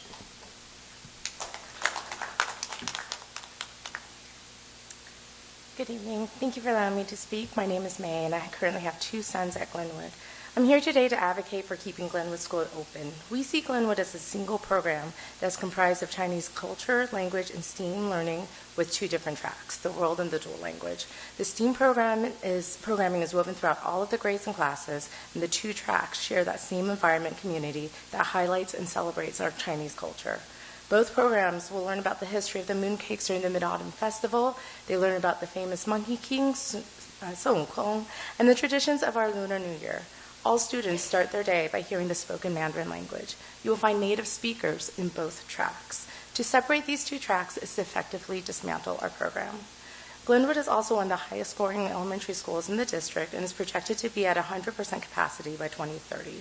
And I believe the success comes from having the right combination of teachers, staff, curriculum, all working within the specific community that's been formed at Glenwood. It is not something you can split up into 2 or 3 groups and expect to have the same result. This program is one that's been shown to be a draw for people to come into our school district who may have otherwise sought out alternative places for education. To separate our school, to separate our 2 tracks, is to disregard what it is that makes Glenwood successful. At every meeting, the board has repeatedly sought proposals to attract and increase student enrollment. Glenwood Elementary has proven on every metric that it should be considered a solution and not a problem to this ask. If we are truly trying to think differently, to highlight diversity, and to equip our students to be able to navigate a rapidly changing world, as noted in your strategic plan of 2027, then closing Glenwood School would be a mistake. I respectfully ask that you choose to keep Glenwood both tracks together and open. Thank you. Iris. Good evening. Thank you for your services. My name is Iris Yim. I am a Chapel Hill parent with 2 former Glenwood students, Henning, who is now 17, and Vivica, who is now 13. I'm here to ask the board to take Glenwood off the closure list and focus instead on redrawing school boundaries to balance enrollment across the district. I understand that CHCCS is facing serious financial and enrollment challenges. I also understand that difficult decisions may be necessary. However, closing or splitting Glenwood would be the wrong solution to the problem the district is trying to solve. Glenwood is not just a building. It's one of the district's most distinctive and valuable programs, a program families actively choose and a program that gives family a reason to stay in the district, as we heard from many parents tonight. For my family, Glenwood gave my children something very hard to replace. They learned that they did not have to choose between being American, Danish, Chinese, or Taiwanese. They could be all of those things at once. The Mandarin Dual Language Program gave them a daily connection to language, culture, family, and identity. During COVID, when anti-Asian hate was all the rage, I was very grateful that my children was in a safe environment, an environment where Chinese culture is visible, respected, and shared. Half of the class brought that heritage, and the other half was learning the language and culture alongside them. That kind of environment creates safety, empathy, confidence, and belonging.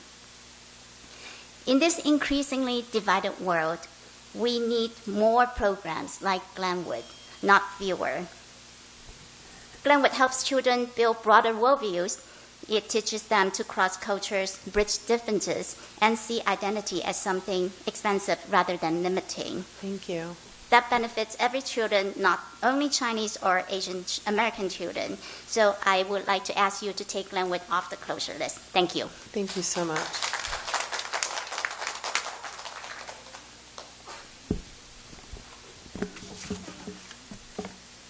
Hold on. Oh, somebody else. Hold on. No, you can go. Okay, thank you. Oh, it's okay. Good evening, and thank you all for giving me the opportunity to speak here tonight. I'm here to advocate for Glenwood Elementary School.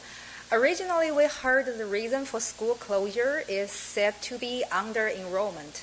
Then, district's own data shows that Glenwood is not under enrolled. And the enrollment of Glenwood of the year 26 to 27 is already full, demonstrating that there is strong and ongoing demand for this school, which is consistent with the fact that beyond the significant Chinese American population in Chapel Hill, many families from diverse culture and linguistic background have chosen Glenwood because they believe in the value of multilingual and globally focused education. This is not a small or isolated interest group. It is an established community of families whose educational needs deserve to be respected. Another reason mentioned for considering Glenwood for closure is walkability and transportation impact. However, walkability is generally a less significant factor for elementary school students compared with older students in middle or high school. Most elementary parents are understandably not comfortable having young children walk to school independently, and many working families also do not have the flexibility to walk their children to and from school each day. So as a result, school buses remain one of the primary forms of transportation for elementary students across the district. Because the reasons presented for closing Glenwood are not convincing, I respectfully remind the board that closing Glenwood would not simply relocate students. It would disrupt successful magnet programs, divide a strong school community, and reduce educational choices that families across the district clearly value and support.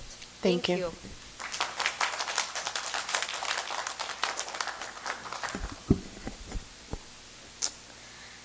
My name is Jinghe, and I am speaking on behalf of my mom. I am a parent of a 4th grade student at Glenwood Elementary School.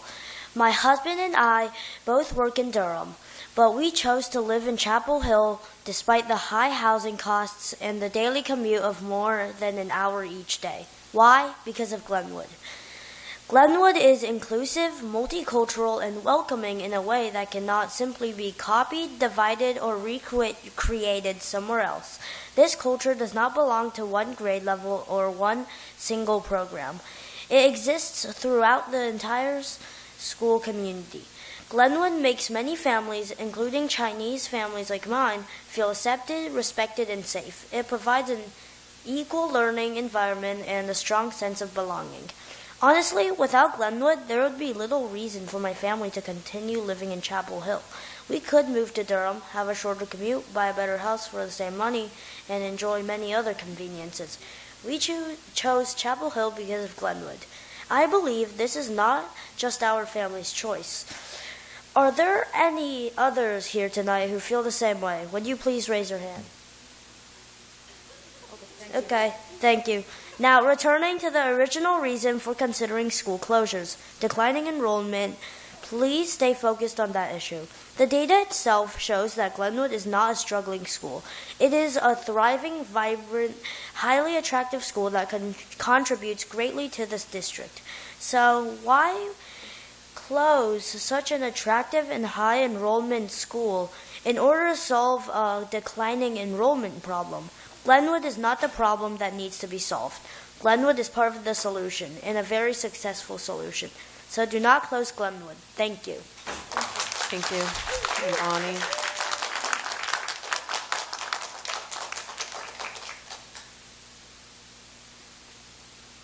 Good evening, board. My name is Bonnie Wang. I speak on behalf of the largest language educator association in North Carolina.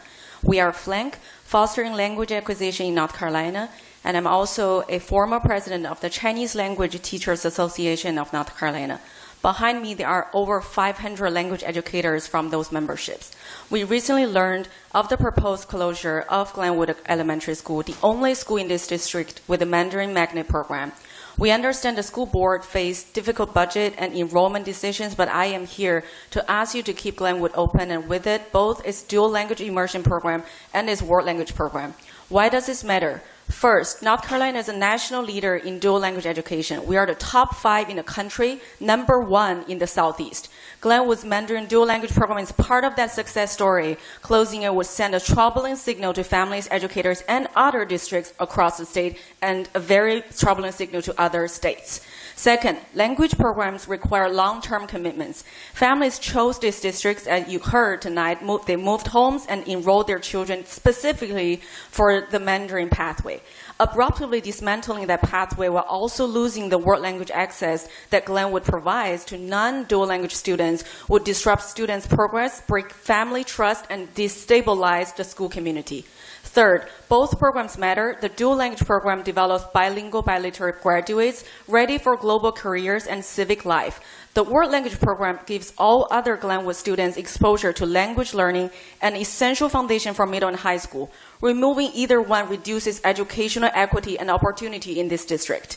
These programs are consistently in high demand among families and can play a critical role in attracting and retaining students. They also support North Carolina's economic future by preparing a bilingual workforce that is increasingly in demand across industries, national security, and essential for engaging in a global economy. I am not here today simply to oppose the closure. I'm here to ask you to protect both programs. My organization FLANC will follow up with a formal letter with specific recommendations. Thank you for listening.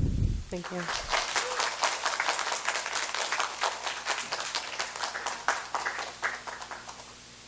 Hi, I'm Shauna Catlett. I am many hats. Tonight I'm here as the District Elementary World Language Leader, and I've been hearing so many awesome things about the language program at Glenwood, and it's just, there's so much I want to say, and I did send a letter, a community letter with much more information. But okay, so let me point to something concrete. The summary of key data, under the pupils affected, there was something written about the Mandarin dual language and the world language program there, and I just feel like something I want to make sure we have a distinction in this conversation, that every elementary school in our district has a world language program. And I know we're not saying to cut those, like that is not our conversation, but I'm hearing a lot of advocacy for the language program, so I just wanted to make sure we're all talking about the same thing. When I started in 1996, I was a student teacher at Ephesus. There were 6 schools, 3 did French, 3 did Spanish. One of Glenwood was a French school. And as the dual language program did grow there, At first, the French teacher taught French to the dual language kids in Mandarin. That was kind of fun. But as the school got bigger, there is research that shows, and we concur, one language per school is the way to go to build community. So they switched to Chinese FLES, which they call world language. And that is indeed best practice. And every elementary school in our district has just one language. When we founded it in 1988, that was one of the ideas, was do we want many languages at each school or just one? So I am on board with keeping, this is important, one solid language per school does really build all this community. I do want to say something special about Ephesus because we're only one of the 2 remaining French schools. We're not really talking about language, other schools, and I do think that is missing here. And we are a value added at Ephesus for that. Thank you so much. Alex. Thank you all. I am wearing red today, but that doesn't mean I am just here for Ephesus. More than anything else, I'm here for the school system. I want what's best for the system. I've said that from the beginning, and over the months I've taken in the data and facts and come to believe more and more that Ephesus should not close. Still, up until a few weeks ago, I found myself asking if I truly believed that, or if my natural human bias was clouding my belief. Despite all the data and the facts, do I just feel that way because I walk back and forth there twice a day taking our son to and from school? Is it because Larry, our crossing guard, is too amazing for me to not have in my life every morning? Is there more? I thought there would be more laughs there when I wrote that. Come on, everyone over there. Is there more than just my feelings and what was on all of your decision criteria? Then the 2026 Teacher Working Conditions Agree analysis came out, and I haven't heard anyone talk about the analysis yet. I know it's not one of your criteria, but I think it's really important because the teachers, they spell out what the schools are like. That's when I knew exactly why I believe what I do. The responses put into data what I feel about Ephesus. Ephesus teacher responses had higher scores on 78 out of the 87 questions when compared to one of the schools here today from the teacher responses. And compared to the other school teacher responses, Ephesus teachers' answers scored higher on 85 out of the 87 questions. If Ephesus stays open and if there is redistricting that causes current students to change schools, I will be sad that they are no longer going to experience what caused those Ephesus teachers to respond to the surveys the way they did. If Ephesus stays open and new students come in through redistricting, I will be so happy that those new students are going to experience the magic of Ephesus put into data by the 2026 Teacher Working Conditions Agree analysis. Thank you. Thank you, teachers. Emily. Good evening. My name is Emily Cook-McGuigan. I'm the parent of a current Ephesus first grader and also another future CHCCS student. I'm an occasional substitute with the district, and I'm a former public high school teacher. And as the board and district administration contemplate their next steps, I would just encourage you to engage in the educational best practice of backward design. The education folks in the room will be familiar with this, but for those who aren't, backward design is essentially a framework for effective planning. And it starts with the end learning goal in mind and works backward to ensure that each lesson, each activity aligns with that goal and is sequenced in a way that supports students' capacity to demonstrate mastery on a high level. And if we take that lens of effective planning to this process of addressing the challenges that are very real and facing our district, I do have some concerns about the alignment and sequencing of making a school closure decision prior to and not as a part of a holistic, comprehensive, and values-driven redistricting process. I'm sympathetic to the sense of urgency that initiated this process, and I really appreciate the robust report that we received earlier this month, as well as the contributions that have been offered by the community throughout this process. I think this process has illuminated a few things, one being that the situation pointing toward closures has been not quite as dire as originally thought, that we're talking about maybe one school instead of two, that the criteria that prioritized these three schools in the first place is maybe not as clear as originally thought, that we have the capacity to do the hard work and forge a thoughtful and comprehensive way forward. And I think it has also illuminated the importance of community buy-in for effectively navigating these challenging transitions. And as a teacher who has worked through a massive school transition, I can attest to that. Again, I'm sympathetic to the sense of urgency that started this conversation, but while closure may ultimately need to be part of the district's future, to lead this process with closure instead of a clear direction and vision causes communities to feel defensive of what they might lose rather than inspired about where we might go together. I believe that moving forward is our shared goal, and I please urge you to make those choices aligned.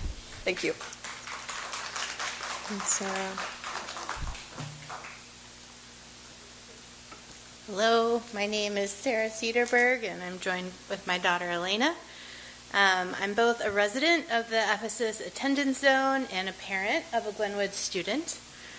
And I'm here to ask the board to vote for 0 closures on June 4th. I've been following this process closely, and what began as a response to a $2 million operating budget gap has turned into a question of utilization and redistricting. The closure study contains no operating cost analysis. I only see capital maintenance costs and transportation estimates. These are not the same thing. At no point in the study does this demonstrate that closing a school actually solves our budget gap. Without that case made, the justification appears to have shifted to utilization. If that's not the goal, the solution is redistricting, not closure. North Carolina law requires the board to evaluate student welfare before issuing a closure order. The study itself states that the equity impact analysis begins after the closure decision is made. Ephesus makes this failure concrete with putting its Title I designation potentially at risk. The board has not proven the financial case. We've not completed the equity analysis. The goalpost has moved, and the data has not followed. Vote for 0 closures on June 4th.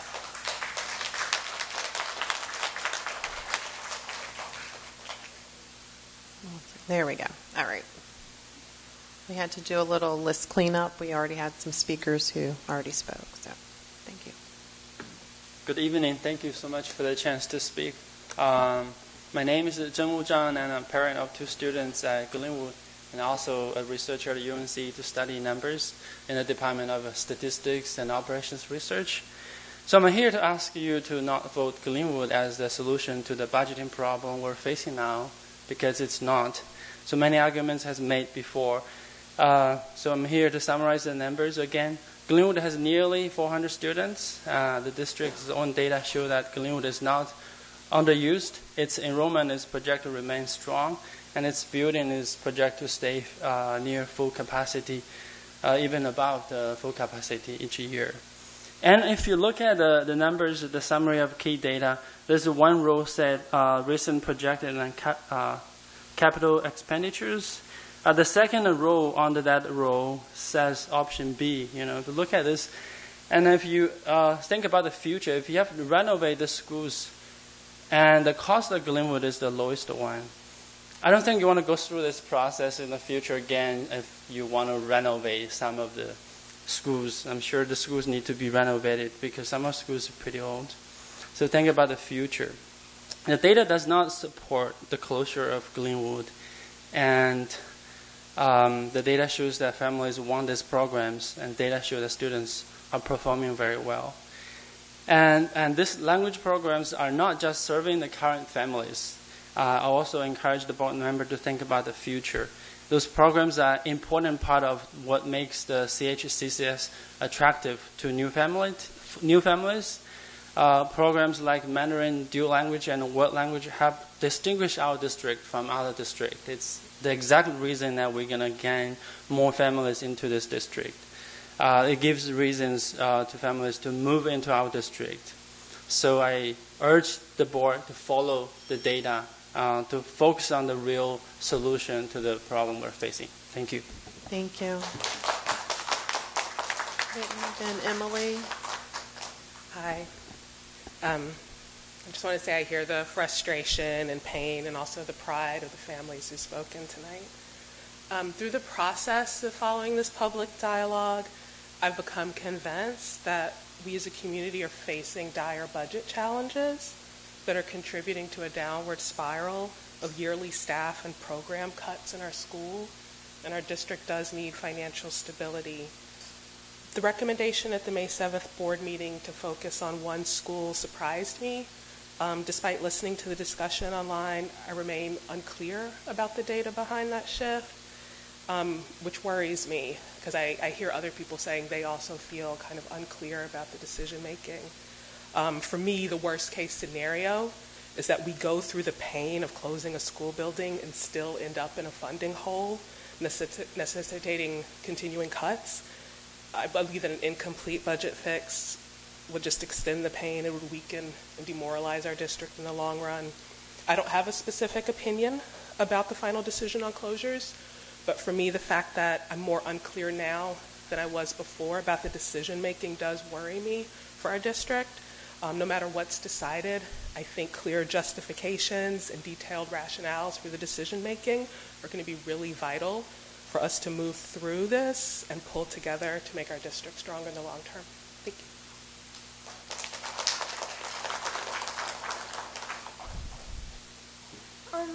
Hello, I am a 5th grader at Glenwood Elementary, and I also have a little brother who also goes to Glenwood. Here at Glenwood, students get the support they need no matter if there's a language barrier or disability. Teachers, staff, and even students are there to help. I'm someone who's been in dual language for 2 years and world language in 2 years, and I can say they're both equally as important as we're all a big family. And if they're going to be separated, half a family is not the same as a whole one. Finally, for the Glenwood community is very valuable because there's a lot of diversity from people who are from South America, North America, Europe, Asia, etc., and a lot of different countries too.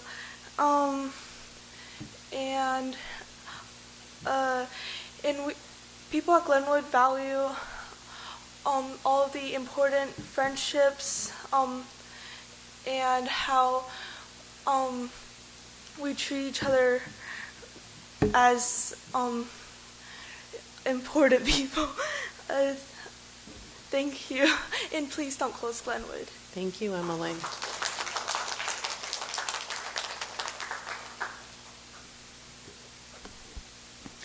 Good evening, and thank you for listening to our community, speaking in one voice.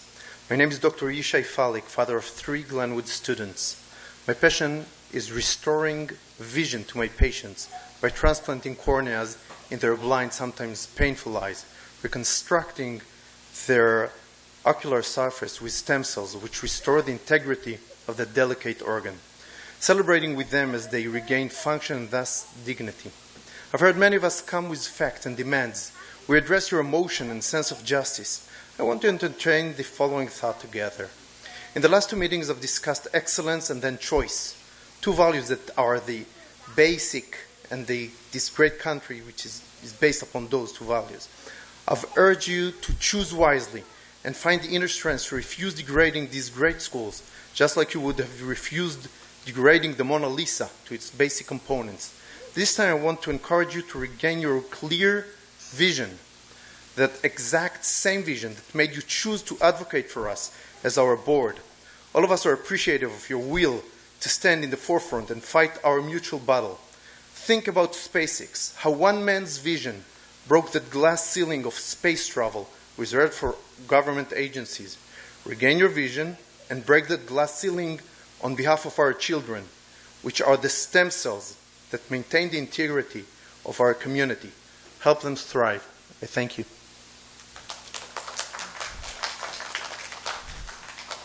Kevin, I do not see him. Okay. And then Melissa.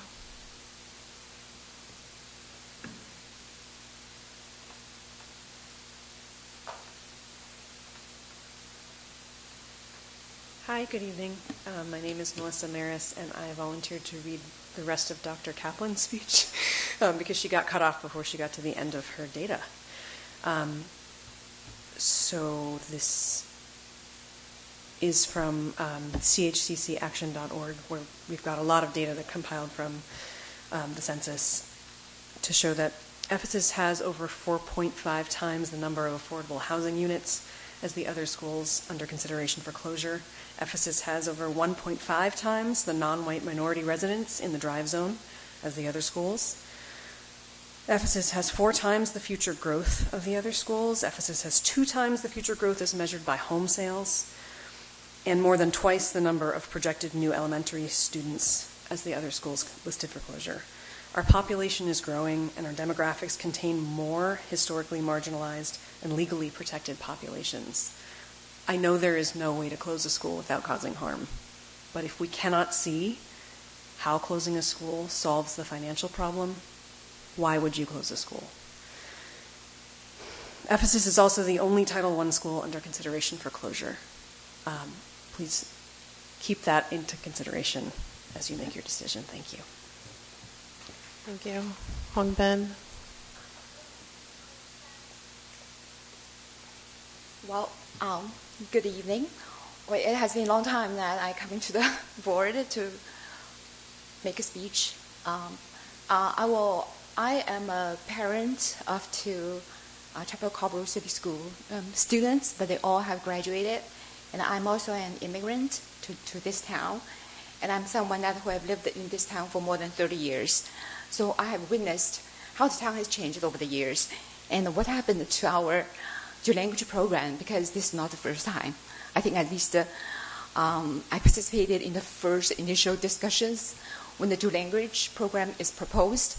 And I made a speech when the program facing challenges with fundings and the teachers.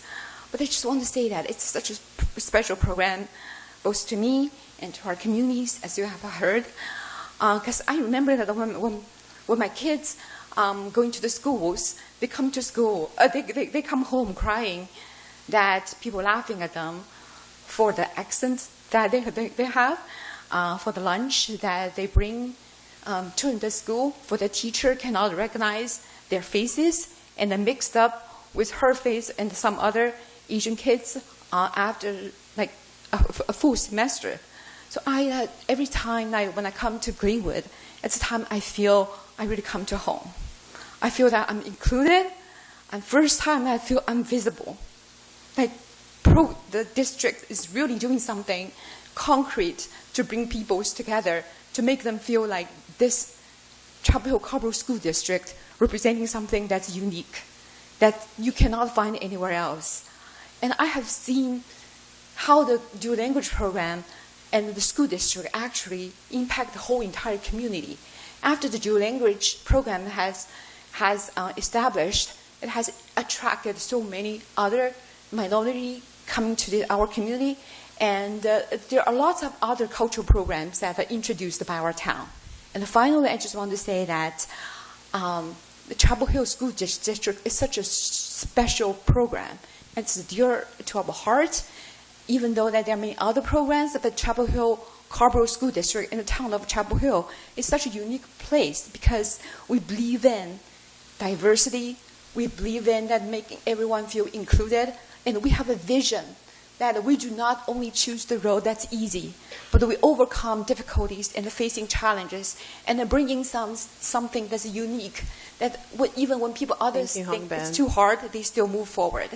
So thank you so much. I know it's very challenging, but I believe that you will choose what's the most beneficial for everyone in our community. Thank you. Thank you. And Carrie, thank you. Hey, I'm Carrie Draper. I'm a first grade teacher at Sewell Elementary, and I would like to finish Fumi Harada's statement from earlier. I understand that redistricting hasn't been started yet, and it may be difficult to predict future enrollment patterns. However, even looking only at these numbers suggests that closing 2 schools could be a risky decision, especially considering the ongoing housing construction in our area and the presentation shared at the May 7th meeting. As a Board of Education, I understand that you need to make decisions carefully and responsibly in order to prepare the 2026-2027 budget on time. At the same time, after the May 7th meeting, I believe many people now agree that school closures cannot be separated from redistricting decisions. Therefore, I would like to suggest the following. On June 4th, perhaps the board could decide only the numbers of schools to close while taking additional time to carefully evaluate which specific school or schools should close through a full redistricting simulation process. This approach would allow the board to stay on schedule for the budget process without rushing into a final decision that may have long-term consequences. Thank you for your consideration. Thank you. So that was all our speakers who signed up.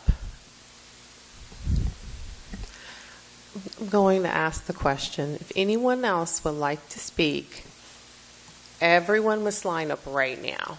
Okay? I'm going to give everyone a minute.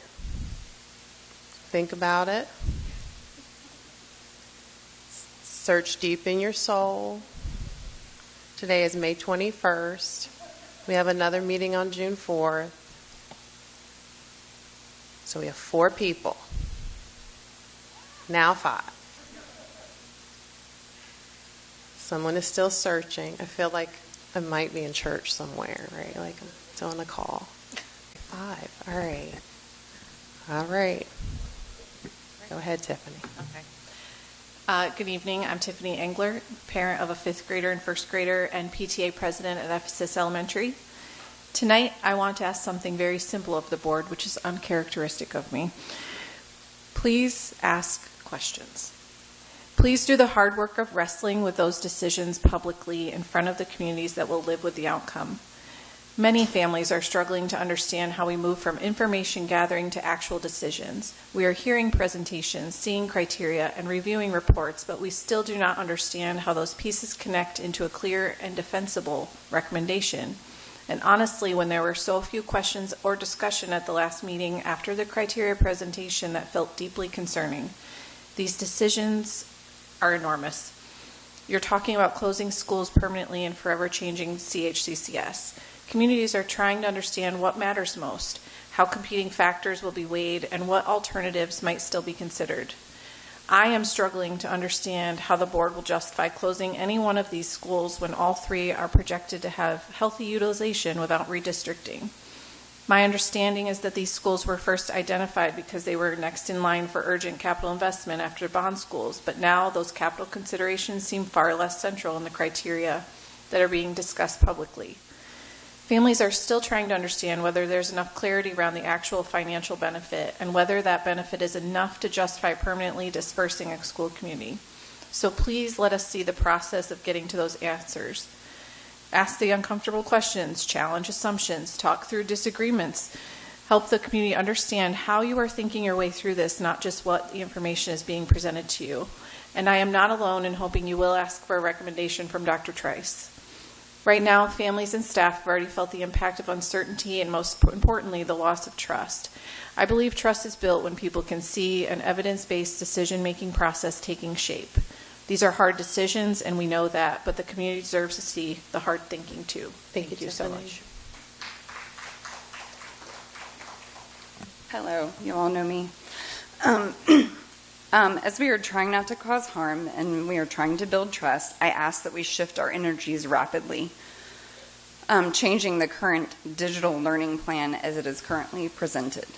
As we have heard from Dr. Dollar, there will not actually lose that many kids in elementary school over the next 10 years, 111. But we are losing them in middle school and high school populations. We are also deterring preschool and young families by not cutting tech fast and furiously as the privates and the charters. The numbers are wrong with the presentations that were given in the fall. I personally know more families that have left than what was on the presentations. Tiffany Cheshire emailed parents to tell us that following spring break, students would be dropping everything and reading and playing games during advisory. No Chromebooks would be allowed. The Phillips librarian reported a nearly 4-fold increase in library checkouts. That was a simple policy change. These simple policies do not cost money and are life-changing. Hire someone to take the curriculums off the internet and put them onto paper so that my child isn't sending every single math problem he gets straight to Google with a request to solve.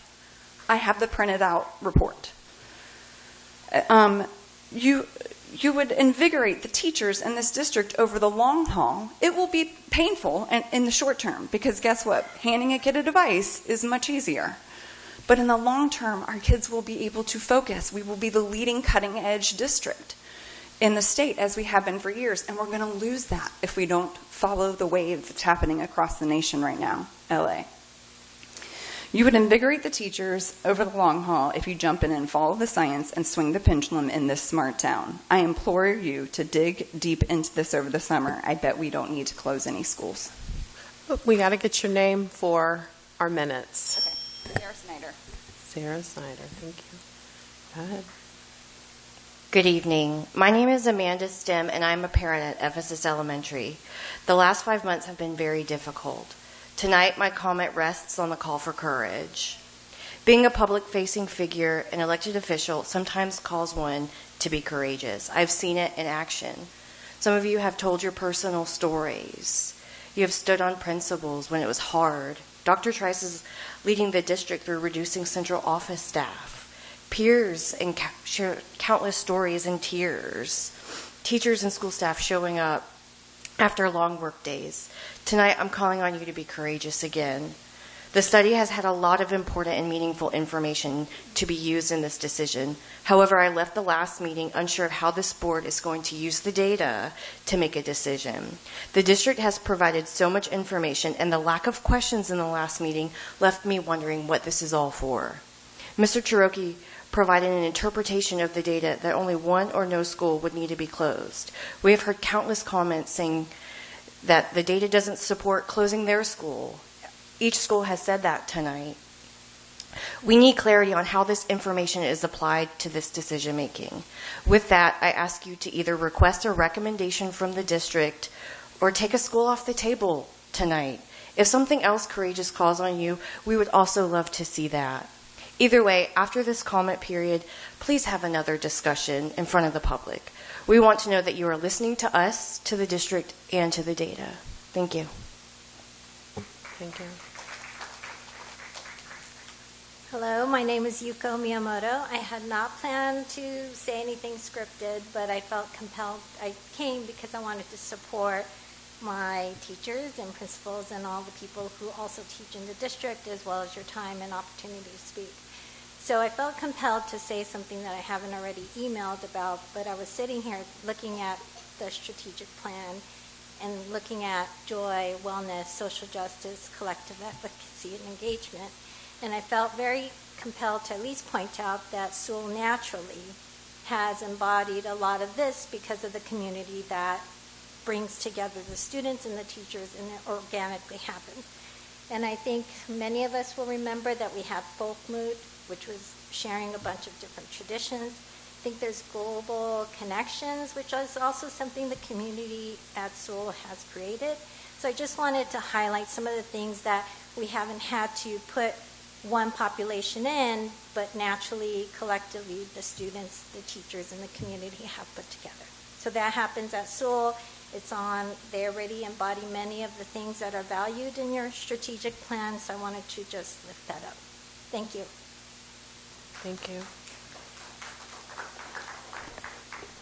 Good evening. My name is Roxana Rojas. I was the CHTCS Teacher of the Year a couple years ago, so some of you might know me.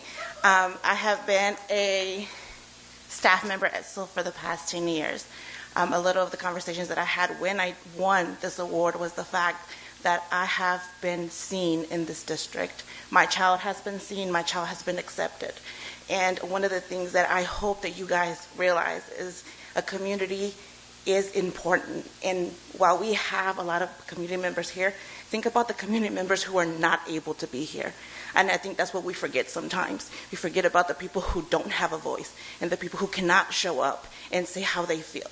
So I hope as a school board that you guys think about those decisions and really think about that data that goes in closing schools, because it impacts a lot.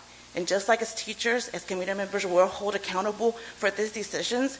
Our community is holding you guys accountable for making the decision that is ultimately very difficult, and we understand that. But I hope that you guys truly look at what is best for CHCCS and how it affects many families not only the families that were able to come today and speak, but also the families who are not being able to come. So I understand it's a difficult position, and I understand it's a difficult decision, and I know that I can sit here and talk about how wonderful Sewell is, because it is. I've seen it with my both children who went through CHCCS. I see it with my daughter, who is a magnificent person, who has grown in Chapel Hill. But let's think about the voices who are not here and the people who cannot come here. So I hope that you guys take that in consideration when you make these decisions. Thank you. Thank you so much. Thank you. I like that. Thank you so much. Thank you, everyone, for your public comments. We really do appreciate it as part of our public hearing. All right, board members, we've heard from our community during this public hearing over email and over board meetings over these past 3.5 months. Tonight, to assist with our discussion, I have a few questions to help facilitate our discussion. I think I'm going to pause. My mistake. Al is going to present, right? We're going to have staff do a brief presentation for us. Is that right?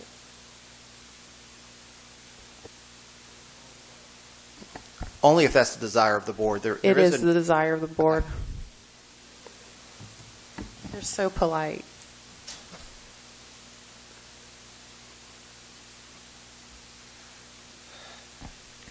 Good evening, Madam Chair, members of the board, Dr. Trice, and guests. I'm going to try to do this very briefly, but we as an administration, we did feel compelled, knowing that there are several people who may be here this evening or may be viewing for the first time, that we would just provide a very quick overview. There's nothing new that's going to be presented, but just to allow people the amount of time and the topics and some of the milestones that have occurred over the course from late 2024 through this evening. As you will recall, this started back in October of 2024.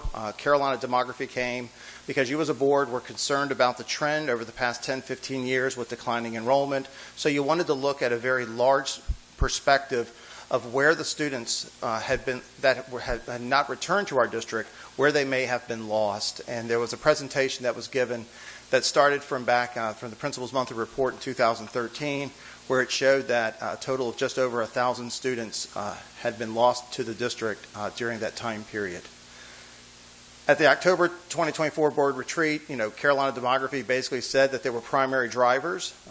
Basically, it was declining birth rates, went all the way from state, nationwide, to globally. There were students moving out of the district, and they were not being replaced by new students. And that students attending homeschool, charter schools, and private schools, called that diversification or market share, did have some impact, but it was really about the live births and declining birth rates, and as far as folks not coming back into our district with school-age children. And Dr. Dollar at that time just summarized that by saying out-migration, not enough in-migration, and increasing diversification. Some of the common benefits, in August of 2025, we talked a little bit about a hypothetical school closing, where you were most interested in knowing what is the potential operation savings, the annual recurring savings, as well as some capital savings. And what was determined there is obviously that the reallocation of students and staff would optimize our district resources. Closing an elementary school could generate one-time and recurring annual financial savings.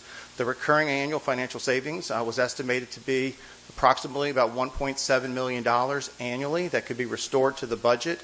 I think with some additional fine-tuning that could go up to about $2 million, but I think 1.7 is where we felt comfortable at the time working with our finance department. Also, that savings could be redirected towards academic priorities, capital needs, or any other long-term fiscal stability and planning purposes. And then obviously, knowing with the decline that funding is directly occurs with student enrollment from the state primarily, that better optimization of limited taxpaying funds was a principal driver, knowing that the money obviously has declined as well as our enrollment. After which, in fall of 2025, Dr. Trice and district leadership began to hold community discussions where there was broader scale audience that was brought in, the community at large, where we talked about the enrollment declines across the district, the financial headwinds, the budget pressures connected to lower enrollment, the fact that maintaining new buildings rather than investing in old buildings was a desire of the board, but also the County Board of Commissioners as they established their capital funding ideas and plans. And then the possibility that the district may need to operate fewer schools in the future was a theme that was discussed in those community meetings. So at the December 25 board retreat, Dr. Dollar again had shared that we had lost a total from the previous year. It had gained to about 1,545 students in total loss, at which that was obviously a concern at that time, that the trend had not gone to the positive, it was continuing at the negative, but that our continued enrollment declines were across the district. Those birth rates were indicative for Orange County and surrounding areas. Again, the reduced in-migration of school-age families was continued to be demonstrated. There was some discussion about increasing housing costs maybe affecting some of the family demographics within our two communities. And then long-term projections indicated enrollment was likely to rebound to previous highs in the very near future. But again, Carolina Demography presentation really emphasized that enrollment decline was part of a broader statewide national trend, that nothing had changed in that year's time, that we did have some excess elementary school capacity, and that maintaining underutilized facilities would continue to place pressure on operating budgets, and that future planning would require aligning school capacity with projected enrollment. So in January of 2026, this year, there was an overview of the statutory requirements for the state of North Carolina for a Board of Educations to be able to even consider school closure and what that process would be. There was some information provided from the North Carolina Department of Public Instruction, the guidance that they provide, and then also you as a board began talking about some additional board identified criteria that you would desire to be part of that process. At that time, the principal driver of the three schools that were selected did start ultimately with the 2023 Woolbert study that was initiated by the County Board of Commissioners, where ultimately three projects were prioritized in a 2024 general obligation bond referendum, and that was Carborough, Estes Hills, and FPG. But the report also talked about there were great needs for 5 remaining schools, 3 of which are the schools that are being discussed this evening, as well as Culbreth Middle and Phillips Middle, were schools that had very high projected capital costs for 10 to 15 years, and that the district should consider ultimately replacement if funding would allow. So between February and March of 2026, you as a board selected the criteria. I won't walk through these, but there were some that were statutorily required, and then there were the ones that were, part of the study that were outside of those requirements. Ultimately, you as a board decided to ask staff to do a district closure study just to provide you with the information based upon your selected criteria and state requirements for the 3 schools. Again, we held several community staff meetings, many at schools, 1 virtual, where we included meetings for staff as well as the community at large. They were kind of two-part meetings on those days. In May of 2026, this month, the school closure was released. I will like to say the new information that did come from it. Dr. Dollar, when he presented back in the fall, he said that obviously the housing piece was the last part in working with the county's report that would have to be finalized, and that's where the ground truthing occurred for the projects that have been approved by both Carborough and Chapel Hill localities. Carolina Demography suggested enrollment declines that were not as steep due to the housing projections, so they kind of did back off. What they said was that the decline is continuing for the district in the foreseeable future, but it's not declining at the same rate now that they had looked at the actual development projects in further detail. And again, this study was done not just for our district, but also for Orange County Schools District. And then ultimately, the study did talk about the program capacity analysis conducted by NC State. And that's where you take the projections from Carolina Demography for the average daily membership. You tie that in specifically to the amount of space and educational adequacy we have in each of our schools to determine what the true capacity or operation of that building is. Ultimately, Carolina Demography stated that overall for the next 10 years, that there was possibly a decline projected of 111 students, majority of which are in the first 5 years. They also gave us potential declines for middle and high school. The middle and high school obviously is a result of the decline at the elementary, matriculating through the high school level ultimately. The program analysis was a breakdown where we looked and worked with each of the elementary schools in identifying and inventorying the spaces, how they are used, but also better understanding the school-centric needs that vary between schools and what spaces they have currently and which spaces they are lacking. And that's what ultimately developed what would be the utilization rate or program capacity rate that we would use here on out as we embark on future redistricting efforts. And then lastly, we had the timeline.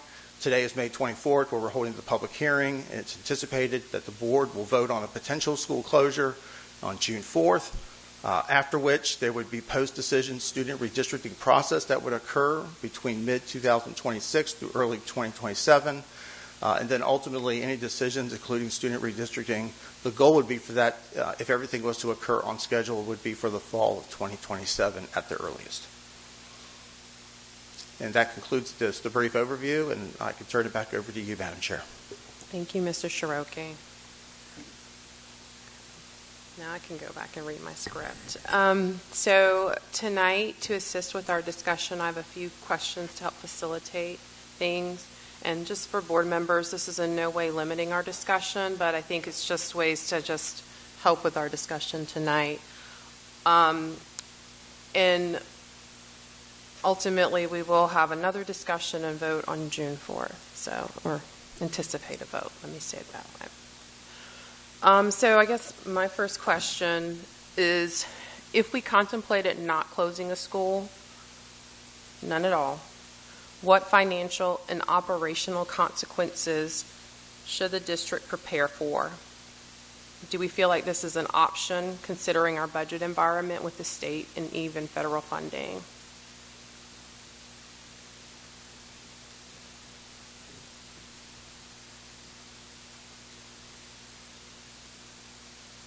Go ahead, Barb. Well, to give my answer, I wanted to ask Mr. Shiroki a couple of follow-up questions, if that's okay. So, Mr. Shiroki, I don't remember who, but someone just now said there's no operational savings discussed in the study. But my understanding from what you just said is that if we close one school, what we're anticipating is, give or take, $1.7 million savings annual recurring, right? That is correct. Back when we did the hypothetical study, the majority of which were with, I'll call them fixed positions that are required to operate a school, such as singleton positions, from certified staff to even some teaching positions. Okay.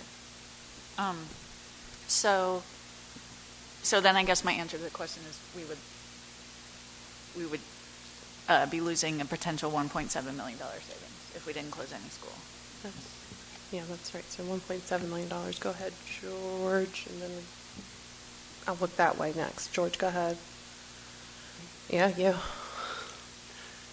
Thank you, Al, and thank you to everybody who's still here and people who are watching. And the one takeaway from it all has been, wow, we have some impressive schools. And they're all different and they're all the same. They're all part of Chapel Hill Carborough, but they really carved out a community, a program, identity. It's about the kids. It's about the parents, the teachers. And every time I hear something else, I react with a sort of, wow, that's important. But I take myself back to your question, Ms. Jenkins, about how we got into this and this timeline. There are a number of us here on the board. We've been talking about the need to close a school, and then for some why, maybe two schools for a better part of 3+ years now, formally in the past year. But ever since the Wolpert report was published, they made it clear that we had an underutilization of space problem then, and that only grew over the past 3 years.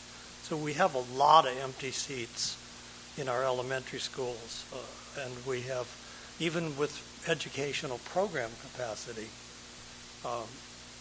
we still have empty space.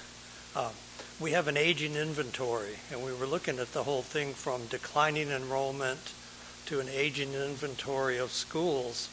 we weren't looking at which school's not doing a good job or which one's doing a better job than another school, but our mission as board members, as I see it, one of our missions is to look at the entire district.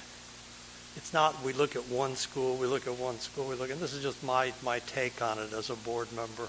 My responsibility is to the entire community, and it's to all 11 elementary schools, and in this particular case. And Al, I want to ask you, if I can, too, did I get that right about the aging facilities and the decline in enrollment? And consequently, there is some budget savings as well. But that's the primary thing you've highlighted again, and that's really why we're here. Those are the three primary drivers that initiated this conversation.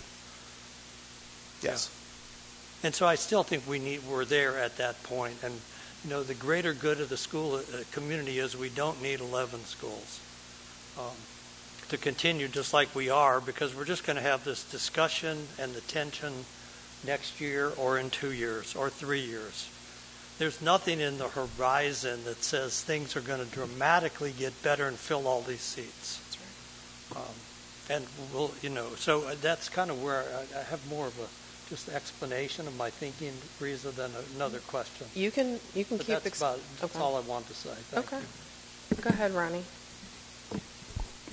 Thank you. I just have a few comments, and I'll come back. And y'all might notice I'm typing as you're talking, and I like to take down the notes because in the moment, sometimes it takes me time to process, and I like to come back and read what you've said. And so when I'm not looking, that's actually what I'm doing. I just want to say I'm so grateful for your comments, your advocacy, and the deep care you continue to show for your schools.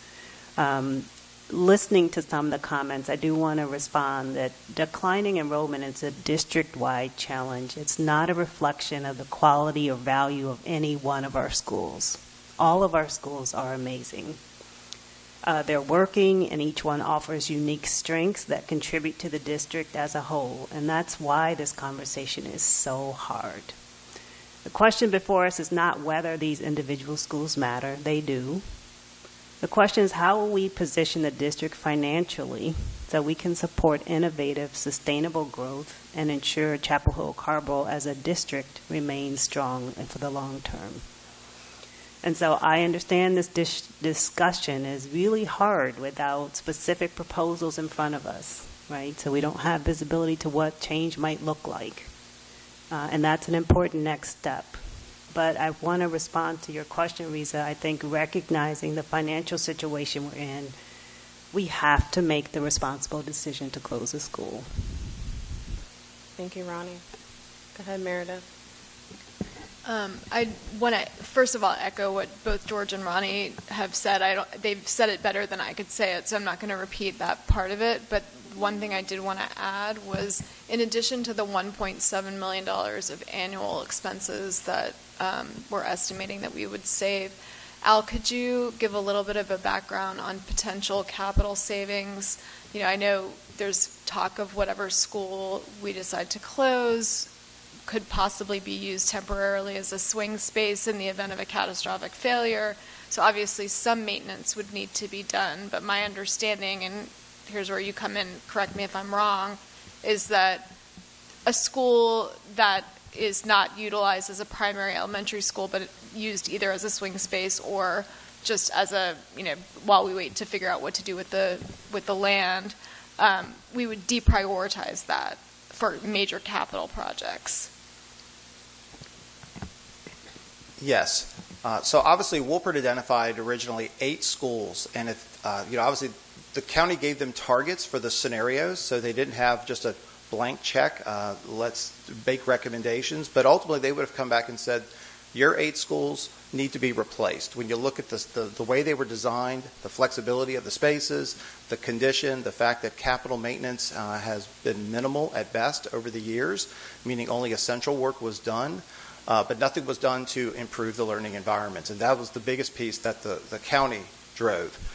The study, obviously it's all in tens of millions of dollars when you look at the projected capital expenses. And what I shared previously with that is, it's all real.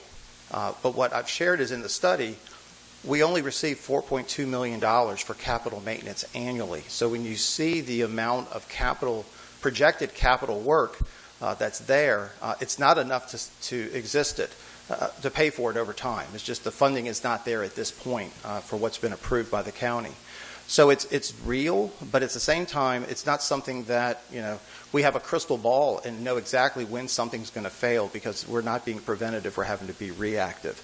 So going to your initial question, the idea would be that for the school that is chosen, if there is a possibility for it to be used as a standby school temporarily, we would not want to keep that building for long term, because there are major capital investments that need to be made at all 3 schools and several other schools within our district, not just those 3.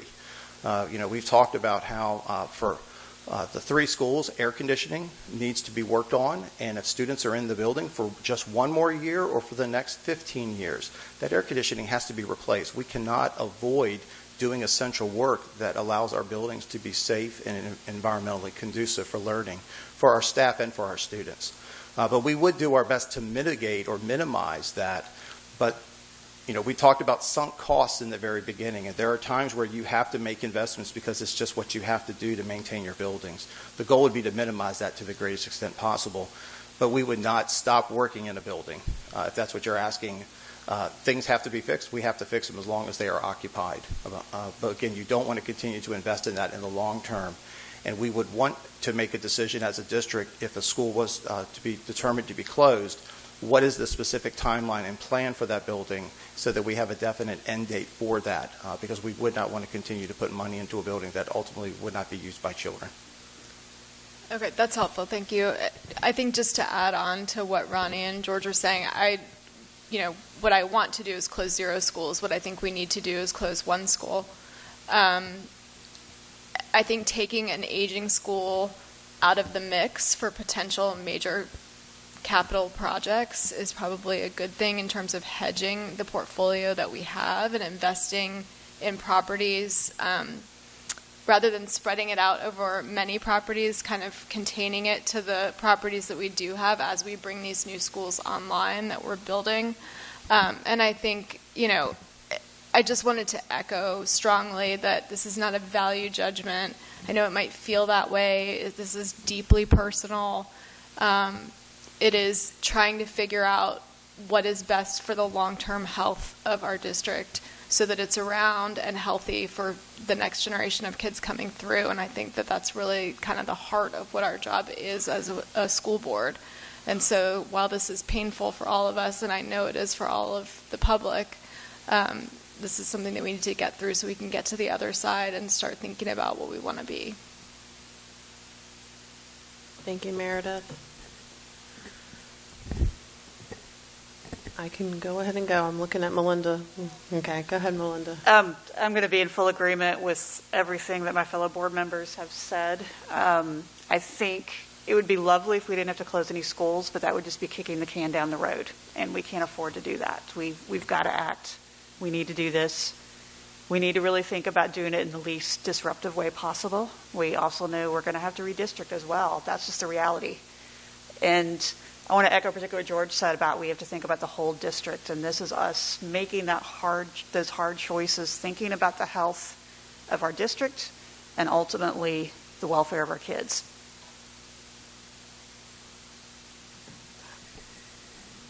I can go ahead and go, Vicki, if you want. I can go. I'll give you more time to think. So everyone has said everything that I've thought about. Something I want to share is I've been on the board, 5 years. So there are some people in this community who know me really well. I've been really invested in our school district and our schools, not just one school, just because my kids are there, but the whole district. So anyone who truly knows me knows that I am in this community. I've been watching this data. So this opportunity to actually address some of our financial and operational opportunities is necessary. And it's been something that it's been out there. Like these enrollment trends, these numbers, they've been going on for a decade, right? The numbers reached their high and then they started going lower. I know COVID presented a challenge because There was a lot of things happening then. But when we came back, those numbers continued to go down. And I can tell you, before I joined the board, I was saying things to the community. I said, we probably are not operating as efficiently as we can, and it's creating some financial strain on the district. And so that's something that I've been saying as a former chair of our Finance Facility and Operations Committee. And I've challenged the staff to continue to look at how we're operating, and if we're operating efficiently. But then the reality hit us as a district when we continue to try to do our budget and balance our budget and give staff raises and commit to the values that we support as a school district. And so now this is where we can't kick the can down the road anymore. And I know it's hard. This is hard for us as board members. But it's something we have to do for our kids, because if we don't, we are going to find ourselves in a dire situation. We've got a $217 million budget. We just have barely over, and Jonathan, I'm going to just give rough numbers, not precise, about a $5 million fund balance that we're going to end up this year with.